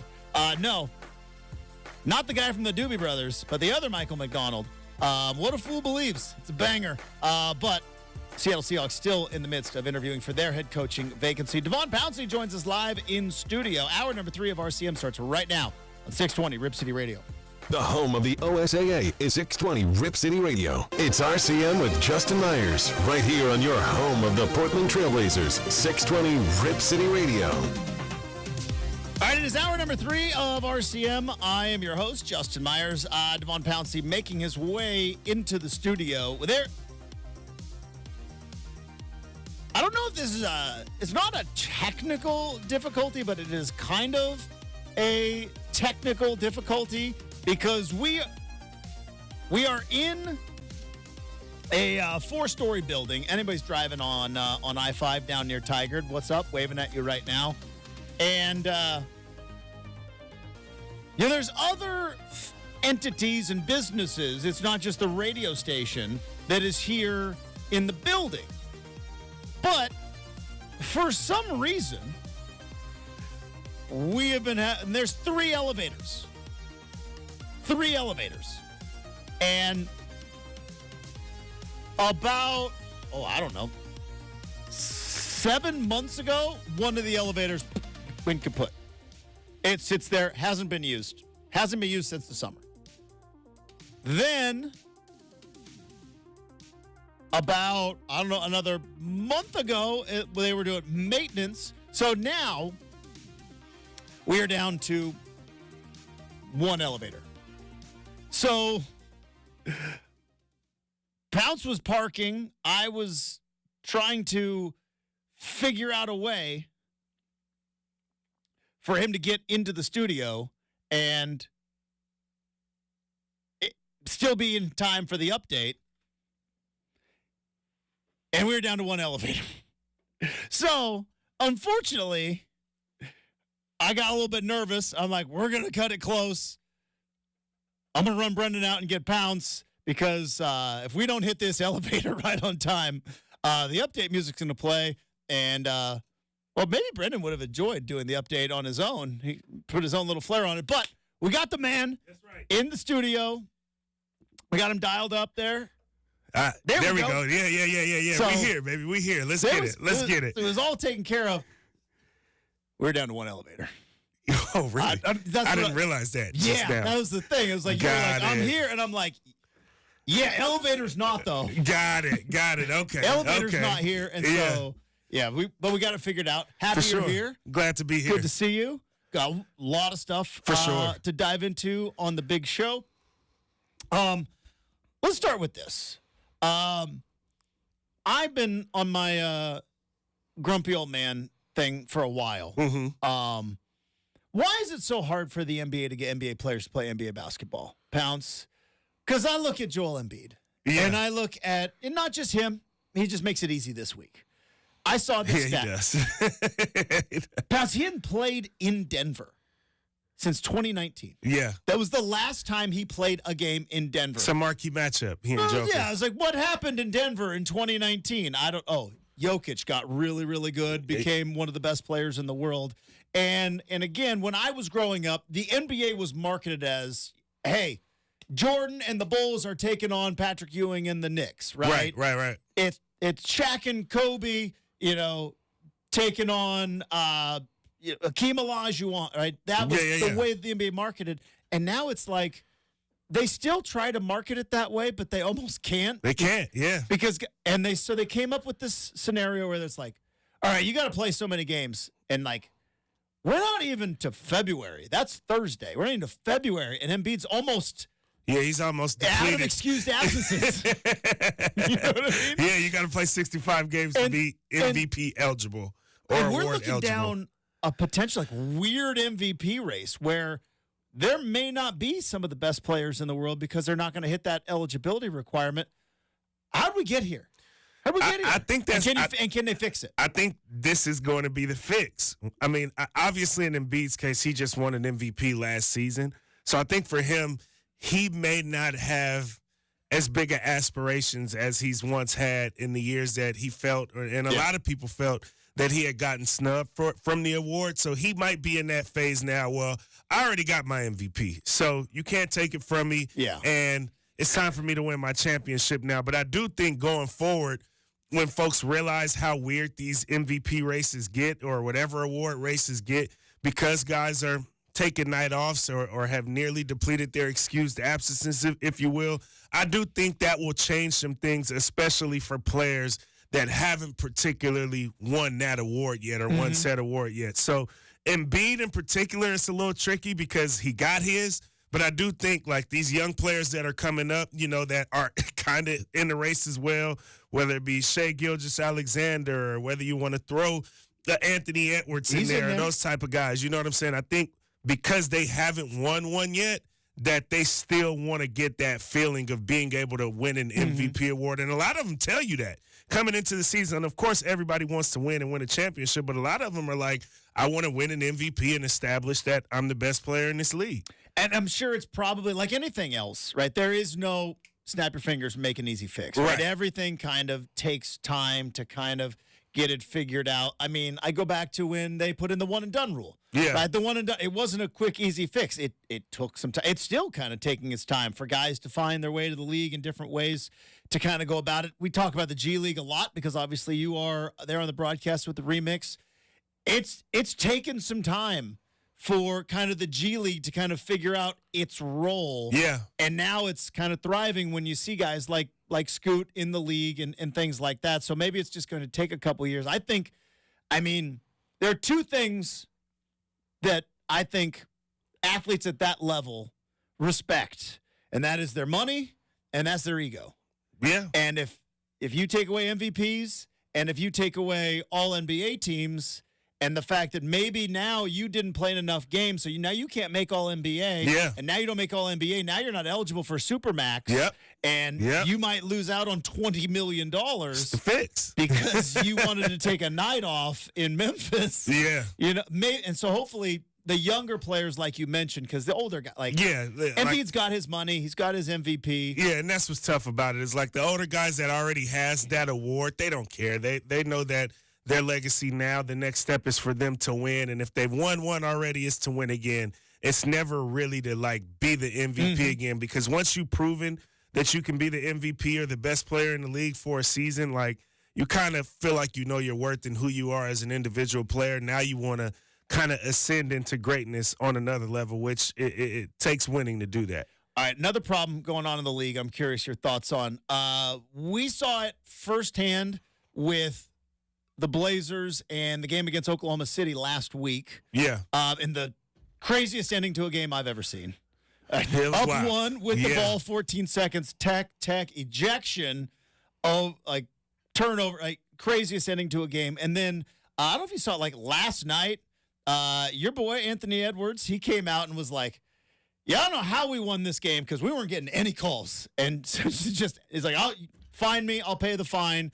But he's like, I don't know how we got this win because we were getting 0 calls. There's always been something with the NBA and officiating. Yeah. It's always been something. I think a big chunk of it is average Joe fan doesn't quite understand the nuances. Yeah. Because you look at like out on the perimeter, guy clips a pinky on a release of a 3-pointer, that's a foul. Big guys run into each other, contact, no, like it's if you're not in the game, if you don't understand the nuances, that doesn't seem to make an awful lot of sense. And then there is, which happens everywhere. Patrick Mahomes gets calls that, that CJ Stroud's not going to get. Exactly. Pitchers in Major League Baseball get an inch or two off the plate that rookies don't. Right. Scoot Henderson's learning he doesn't get the calls. Yeah. That even a Patrick Beverly gets. Patrick Beverly in the first half kind of took him to school a little bit last night. Did. Yeah, I was there. I was there. I saw the play. Education, son. Right. This is, and so with that, I think, but it seems as though like that's a little even more skewed. Is there a problem with officiating in the NBA, or is this just something we do every January and February? We're just like, oh boy, NBA's got to do something about these officials. Because the end of that Oklahoma City game for Portland was weird. I do think the game has changed drastically, and the more rule changes that get implemented, for better or for worse, some people think it's for better. You get more offense, higher value entertainment. You're able to see a bunch of guys score 70 points in a week. Like all of these things that you tend to be able to see due to some of the rule changes are great. But also I do think there's an element of everybody has to adjust to the rule changes. The players have to adjust to the rule changes. The coaches have to adjust to the way that they teach their players when it comes to the rule changes. And then the officials obviously have to learn how to become consistent again, if you will, in the way that they have grown to make calls that has maybe gotten them to the point of being able to become an NBA official. So while, yes, I do think that there is a problem with NBA officiating, I don't particularly blame the officials. I think with a lot of the changes and a lot of the innovation, if you will, that comes with the league, and I even get to see it on a different scale with the G League, because the G League is kind of like the testing grounds for a lot of just different rules and a lot of different things that you're starting to see the NBA kind of implement. Yeah. And so to be able to sort of see that the NBA is just taking on a new direction, I do think that it makes it a lot harder for the officials to be consistent. If you're a good coach, you know that you're supposed to work the officials, whether it be based on the new rules or whether it be them not being consistent because they're used to calling the old rules, whatever the case may be. It just makes it a lot harder for the officials to navigate. And until we get a little bit more like grounded in what the new NBA is, I think you're always going to have that problem. Because it's been an interesting couple of weeks in the league, and I think it was capped off over the weekend. Obviously, a couple of big football games kind of took some headlines, but Luka dropped in 73. Yeah. I love Luka. And look, nobody, Pounce, loves dunks and threes more than me. I don't really want to tune in and watch good, hard-nosed defense. I know that's how you win basketball games in the postseason. But I like watching dunks, and I like watching threes, and I like watching people score.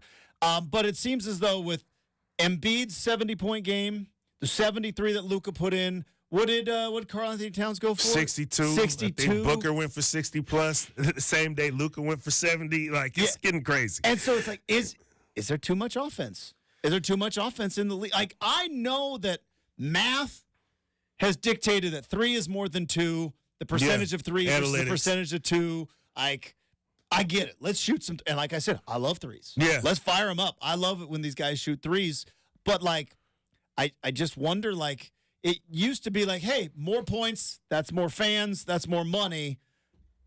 But have we gotten to where it's almost 2? Is it like dessert for dinner now? Well, I think a part of the problem too is sort of going back to the first topic that we had is if you do have guys allow guys to be more physical, particularly defensively, you'll probably have guys playing less games as well.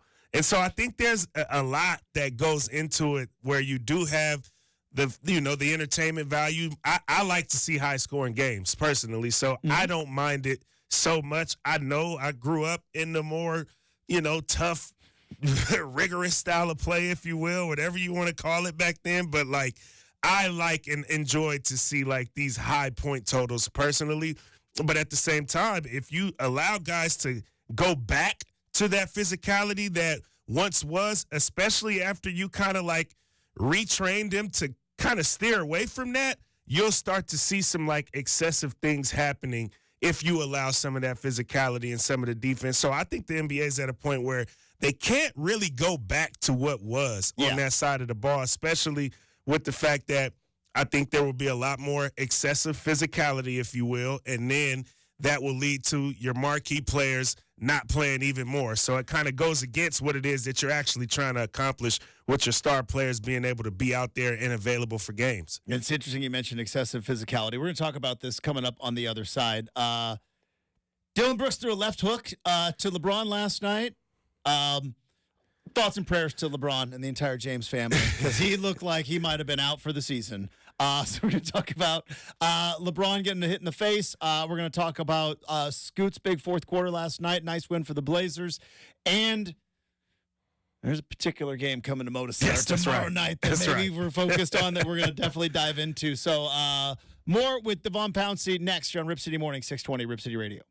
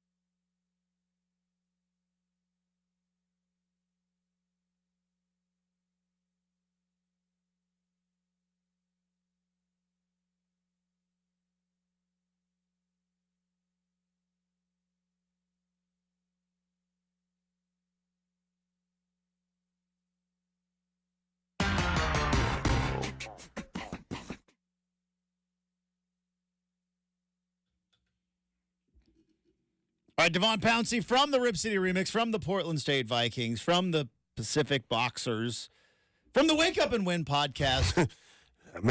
I'm everywhere like air, man. I'm everywhere like air. And Tuesdays on Rip City Mornings, joining us live in studio, talking a ton of hoops. Got a bunch of fun stuff to talk about. All right. Before we dive into what's going on at Moda Center tomorrow night and kind of what's going on with the Blazers right now and some of the paths that they could be making in the next couple of days and weeks, we got to talk about the Lakers, dude.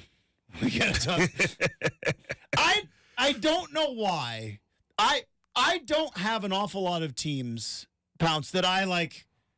I hate. Like, I don't hate the Cowboys. Yeah. I don't hate the Yankees. I don't hate Alabama football. Right. But something about the Lakers, and just when they are dysfunctional, it makes me laugh, and it makes me smile so much. They are a dysfunctional mess right now. I asked Brendan this earlier. I'm going to ask you, if I go over under All-Star break, Darvin Ham coaching the Lakers. Ooh. Yeah. Does he make it to the All-Star break? I think he does. Okay. I think he does. It's gonna be close though. It's gonna be close. Now, does he make it to next season? That's a different conversation. Yeah. But to All-Star break, I think he makes it. I think and a lot of the reason why I think he makes it to All-Star break is because we saw them have a similar-ish start last season, and then they turned it around. They fired their coach. They fired their coach, but they turned it around, and he was a part of that turn. He was a part of said turnaround. So I think he will get a little bit of grace because he helped them bounce back and turn around a season last year that, although, that's a championship or bust franchise, if you will, the season was meaningful for the Lakers last year, and it was on the way to not be. All right, so the Lakers are in Atlanta tonight.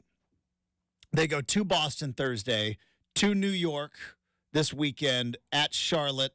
Then they get Denver, New Orleans, Detroit, at Utah, at Golden State. That's their schedule. Not a terrible schedule. No, not a crazy schedule, but it's not. If I'm Darvin Ham, it's not the Boston, the New York, the Denver, or the Golden State game that would worry me. It's the Charlotte, it's the Detroit, it's the San Antonio. You lose one of those games. Yeah. And like you lost to Houston last night. Right. So speaking of last night, I have said that I believe LeBron James is the second greatest player of all time. That being said, things about him bug me. Yeah. Last night was one of the things about him that bugged me, and I'll tell you why. LeBron James is 6'8", 250 pounds, pure rip. Yeah. One of the most physical, his durability is undeniable. Yeah. Just beat Kareem Abdul-Jabbar for All-Star Game appearances. Yes, he right? Unbelievable durability. His fitness is off the charts. He is jacked. Some Canadian Dylan Brooks left hook puts him to the ground. When's he going to get up and shove Dylan Brooks and let him know, I'm LeBron James. This is my league. that last night. All right, I've been popped in the face. It's not fun. Yeah, for sure. Not fun. Especially if you get up around the nose and your eyes start watering and you're I'm not crying. I just got hit in the nose. That is the worst. But he went down. Do you think he knows where it came from when he initially got hit? Or was he just trying to sell a call and then later found out, oh, that was actually the dude that is That's a good point. Because if he knew it was Dylan Brooks, maybe not. Maybe he doesn't stay down. Maybe he doesn't stay down. I think there is an element to LeBron that knows and likes to sell calls. And had he known it was Dylan Brooks, he might have gotten up a little bit quicker than he did. Because I don't think from that angle he particularly knew that that was Dylan Brooks that came from behind and popped him in his face. That being said, from that angle, Dylan Brooks knew that was LeBron James. Yeah, exactly. LeBron's going to know Dylan Brooks is on the court. I have the radar, right? He's got that feeling he just senses. Senses that he's coming. He's got a third eye in the back of his head. And look, I don't want to be one of these guys, and I'm not one of these guys. I don't believe the rough and tumble 90s was a better brand of basketball. It wasn't. Or even going back to the 80s, right? The clothesline of Kurt Rambis by Kevin McHale that everybody has kind of seen on YouTube and leads to a brawl as all right, common foul. 2 free throws. Yeah. Let's play on. That's not good for sure. the league, and it's not the way it should. But at some point, like, LeBron, you're 250 pounds of pure rip. Yeah. You can get to the lane still better than anybody in this league. He can. You get popped in the head. Get up and shove him. Yeah, I don't think he knew it was Dylan Brooks. That's my take on it. I guess maybe in general, just the fact that LeBron James feels like he needs to sell calls still. Yeah. The way it bugs me. Yeah, I mean, I think that's been a part of his game for a long time. And I do think that there's an element to, like, as you know, as much of a beast of a specimen that he is, that he is going to take a lot more hits than, I mean, he's probably taken more hits than anybody ever in NBA history.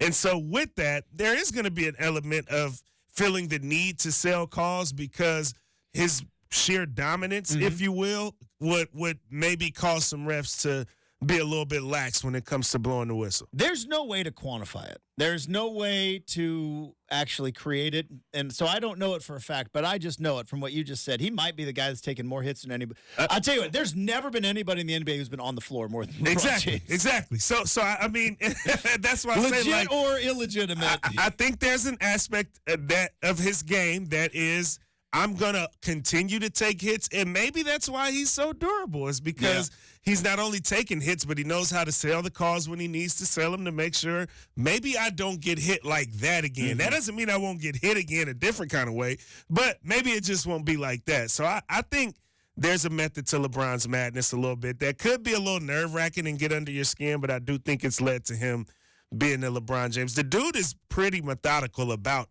everything. Yeah. Whether it's a narrative or selling a foul call, he's got a method to his madness.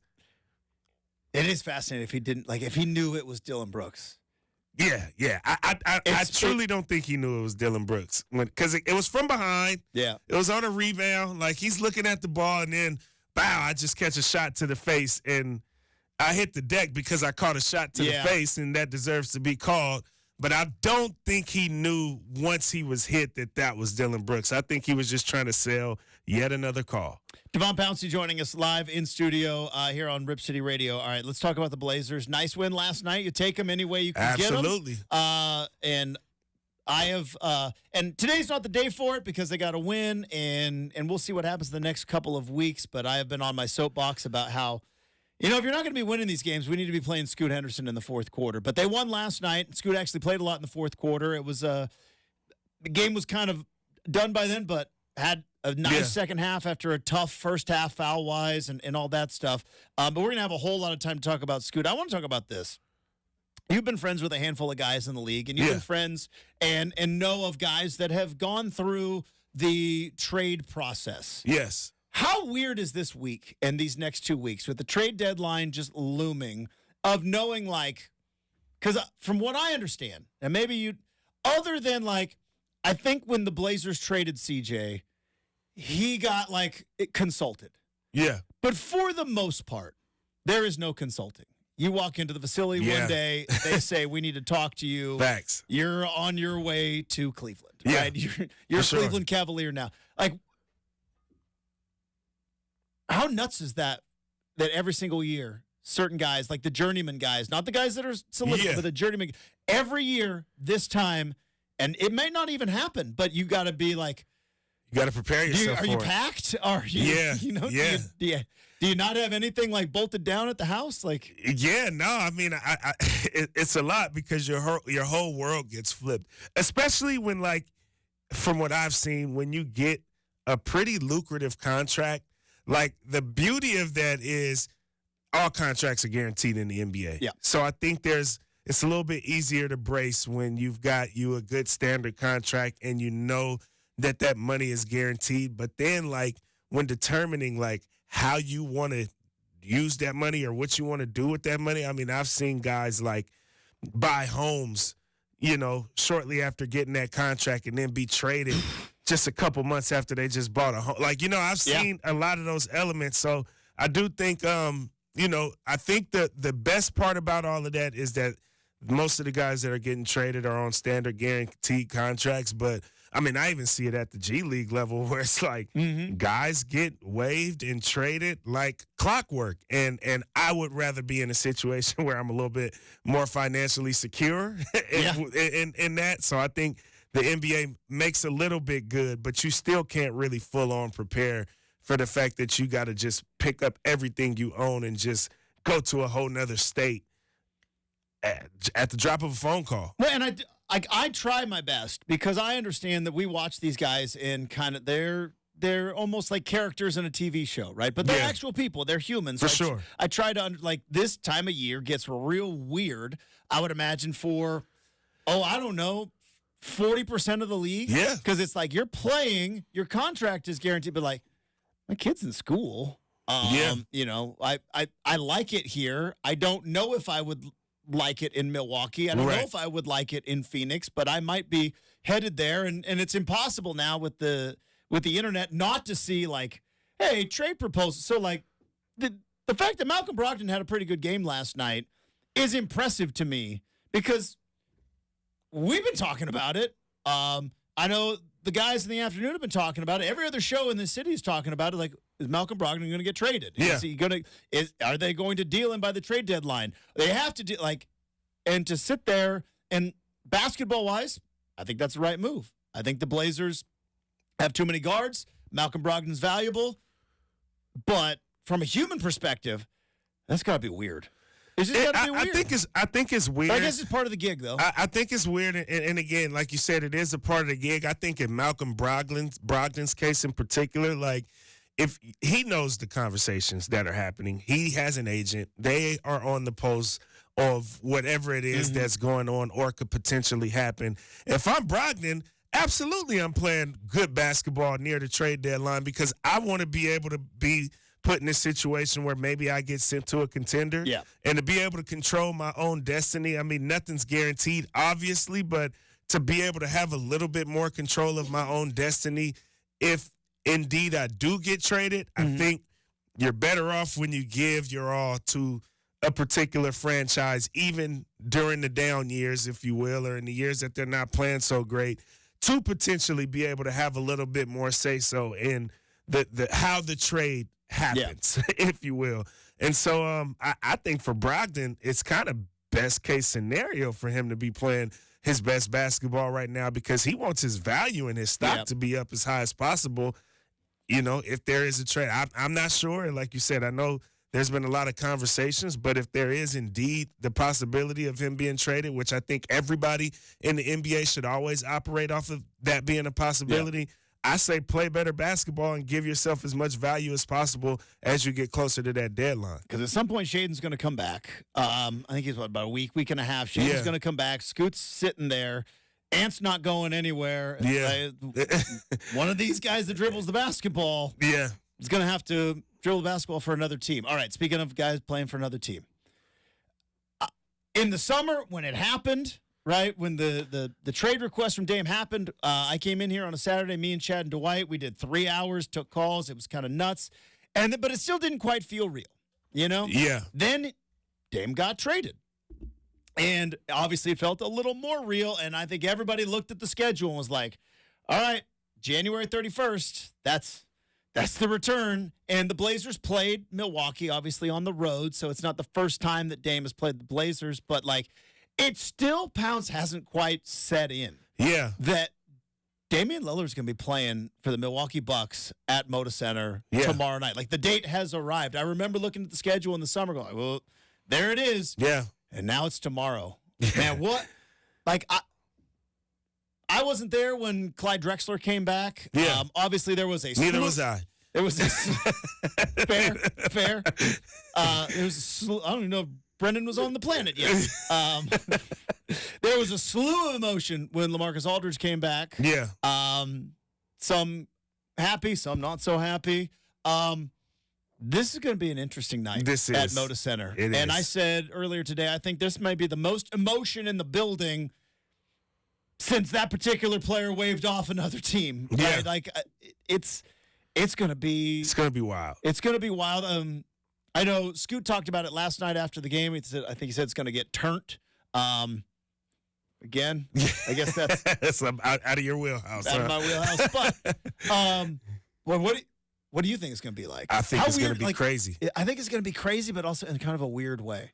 Yeah, there's going to be some weirdness there. I do think there's going to be some weirdness, especially just like reflecting back on that Chris Haynes article. Mm-hmm. Reflecting back on just, not to like get into anything personally, but Dame grew up here.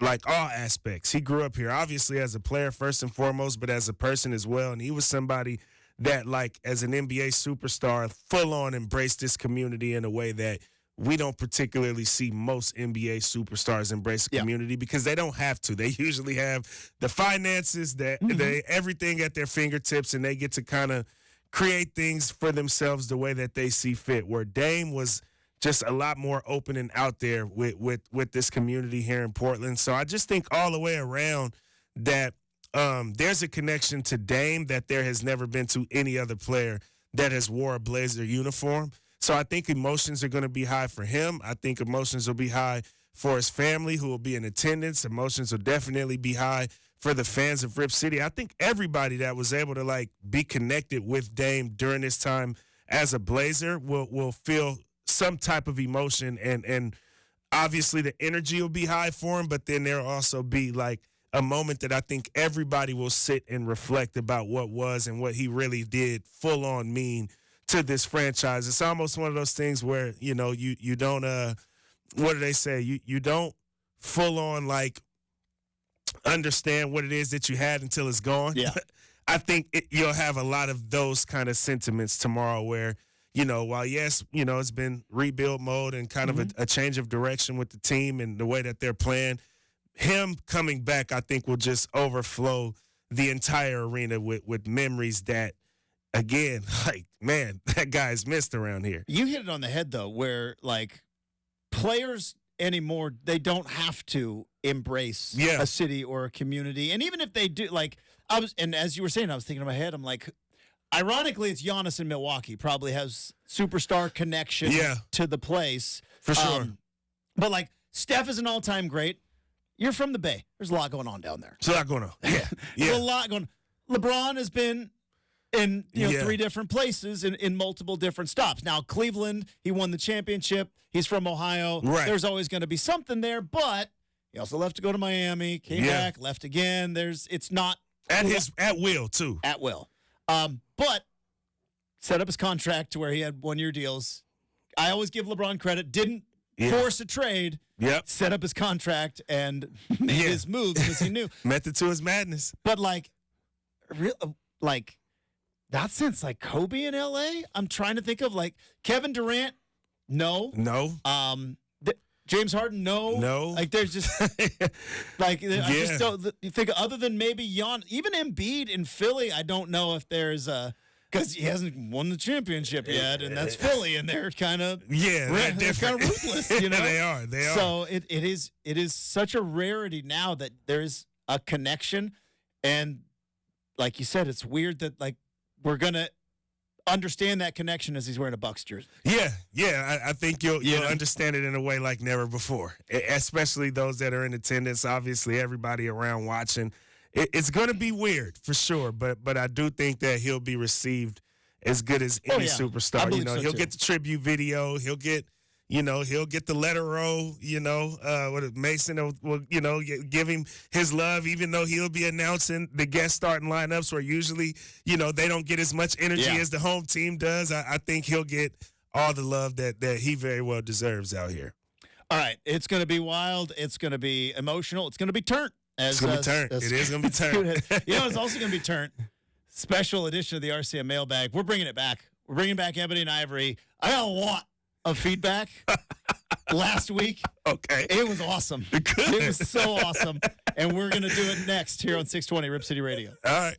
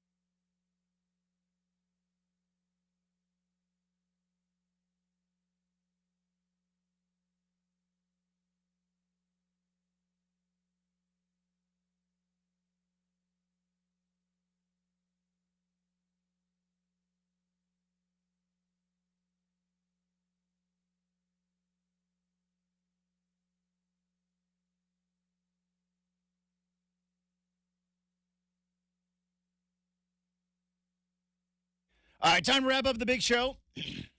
Now, each and every day we have the RCM mailbag where we have random questions of any subject or any topic. Now, that is going to be the case a little bit today because we are going to bring back with Devon Pouncey back in the studio our one of our favorite segments that we created years and years ago. The segment is called Ebony and Ivory, and it is a safe place to ask each other questions that maybe we are curious about because we both know that we come from a place of curiosity, not a place of criticism. We come from a place of love and acceptance, and we just want to know some things. For sure. And so because we are friends, we get to ask, and then hopefully other people will learn. Like last week, I think a lot of people learned that black people don't go to Arby's. Not really. I got a lot of feedback on that of like, I didn't notice that either. Yeah. And I thought it was great. For sure. I thought it was great. So we're continuing our segment today. Here we go. Ebony and Ivory version of the RCM mailbag. All right. So now you sparked my curiosity last week. Are there any other fast food places? Okay. So obviously, Popeyes is a thing. Yes. Is it really that different than KFC? Yes. It is. Yeah, I believe so. Okay. Yes. Is the chicken better or is it just determined this is where we go? I think the chicken is better, personally. I think it's a little bit more crispier. You know, okay. I think sometimes KFC can give you a soggy bucket of chicken. And don't get me wrong, I don't want it to be too crispy and too done, but like I just think personally Popeyes, cooks it a little better. Okay. I also think Popeyes markets to us better than KFC does. 10 out of 10. I think that's an element of it just as much as I think it's the chicken and maybe the marketing goes into the tasting of the chicken as well. But maybe Popeyes geographically, like where certain restaurants Popeyes, are located. All of that. Yeah, that too. MLK Street. We got a Popeyes on MLK right here in Portland. I mean, it's not that hard to find, but I do think, although there is a Popeyes out in Forest Grove these days too. Oh, but anywho. Yes, I do think Popeyes markets to us far better than KFC does. Can I tell a real quick story? Yeah. And again, I think it fits this segment perfectly because you just mentioned the Popeyes on MLK. When I was a kid coming up to Portland, one of the favorite stops was we would go to the Nike outlet store. Now, it is not like the Nike outlet store of today. Back in the day, in the 90s, you could find really cool, it's gold mine at the Nike outlet store. Like, you could find Jordans and it was at it was a little the swoosh was just a little bit off, and you could find or jerseys and stuff. Well, it was right next to the Popeyes on MLK, that's right. And we would go to that, and that was growing up in Winston, Oregon. That was the first I had learned of. There's a black part of town. Really? Yeah. Didn't know. Interesting. Didn't know. No, see, there you go. Popeyes on MLK. Popeyes right next to the Nike store. Yeah. On MLK. It all makes sense. Selling us Jordans and chicken. How about that? For you, I'm curious about this. Do you have, or, do y'all have, whatever the case may be, play family? Do you call, your dad's friend's uncle? No. Do you have play uncle? Because I don't hear that often from y'all. But for me, that's how I came up. My dad's childhood friends, my OGs, like that's Unc. Their kids, even though we might not be blood related, those are my cousins. You know what I'm saying? Because we came up from babies together. Chosen family, if you will. Yeah, no, that not a thing. But here's what is funny. So, I do have a very good friend. Okay. Played in the NFL for a bit. Was in the Hall of Fame. Yeah, true. His kids call me Uncle Justin. Okay.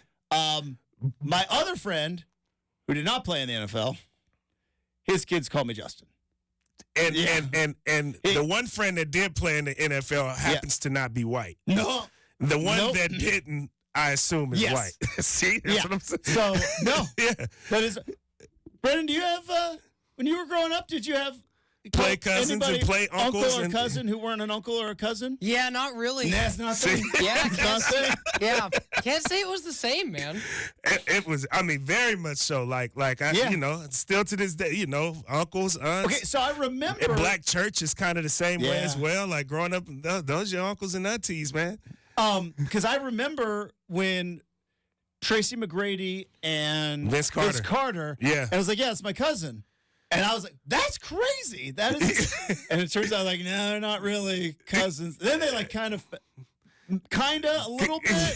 Like, they're in Florida at the same time. Maybe, but, like, for, like, a moment, it was like, oh, that's crazy. They're cousins. That's, well, I mean, we are a little bit detached from some of our history. So I think for us, we kind of So for us, you know, chosen family is just a little bit more of a thing for us because we don't always quite know who our family is or where we came from because of certain ways that history, you know, worked out. So it's a thing. Like 200 years ago? Yeah, something like that. Up in time? Yeah. Something like that. Something like that. Still feeling the consequences of today. Some tone-deaf producer out there. Yes. Made for a great moment, right? Yeah, it did. Moments Yes, in this it world. did. That's why we have this segment. Because all right, last thing, because I have noticed, real quick, 30 seconds, the Taylor Swift hate seems to be coming from old white dudes. Now, I am an old white dude, and I love Taylor Swift. Okay. How you guys feel about Taylor Swift? We love Beyonce. Got it. There you go. I love it. Understood. Yes. Got it. We love Beyonce. That's all. That's it. That's all there is to it. Needs to be said. He is Devon Pouncey. You can listen to the Wake Up and Win podcast wherever finer podcasts are. You can also see him on Rip City Remix broadcast, Portland State broadcast, and he'll be back next Tuesday. That's super producer Brendan. Thanks to all of you. Have a terrific Tuesday, everybody. 620 Rip City Radio.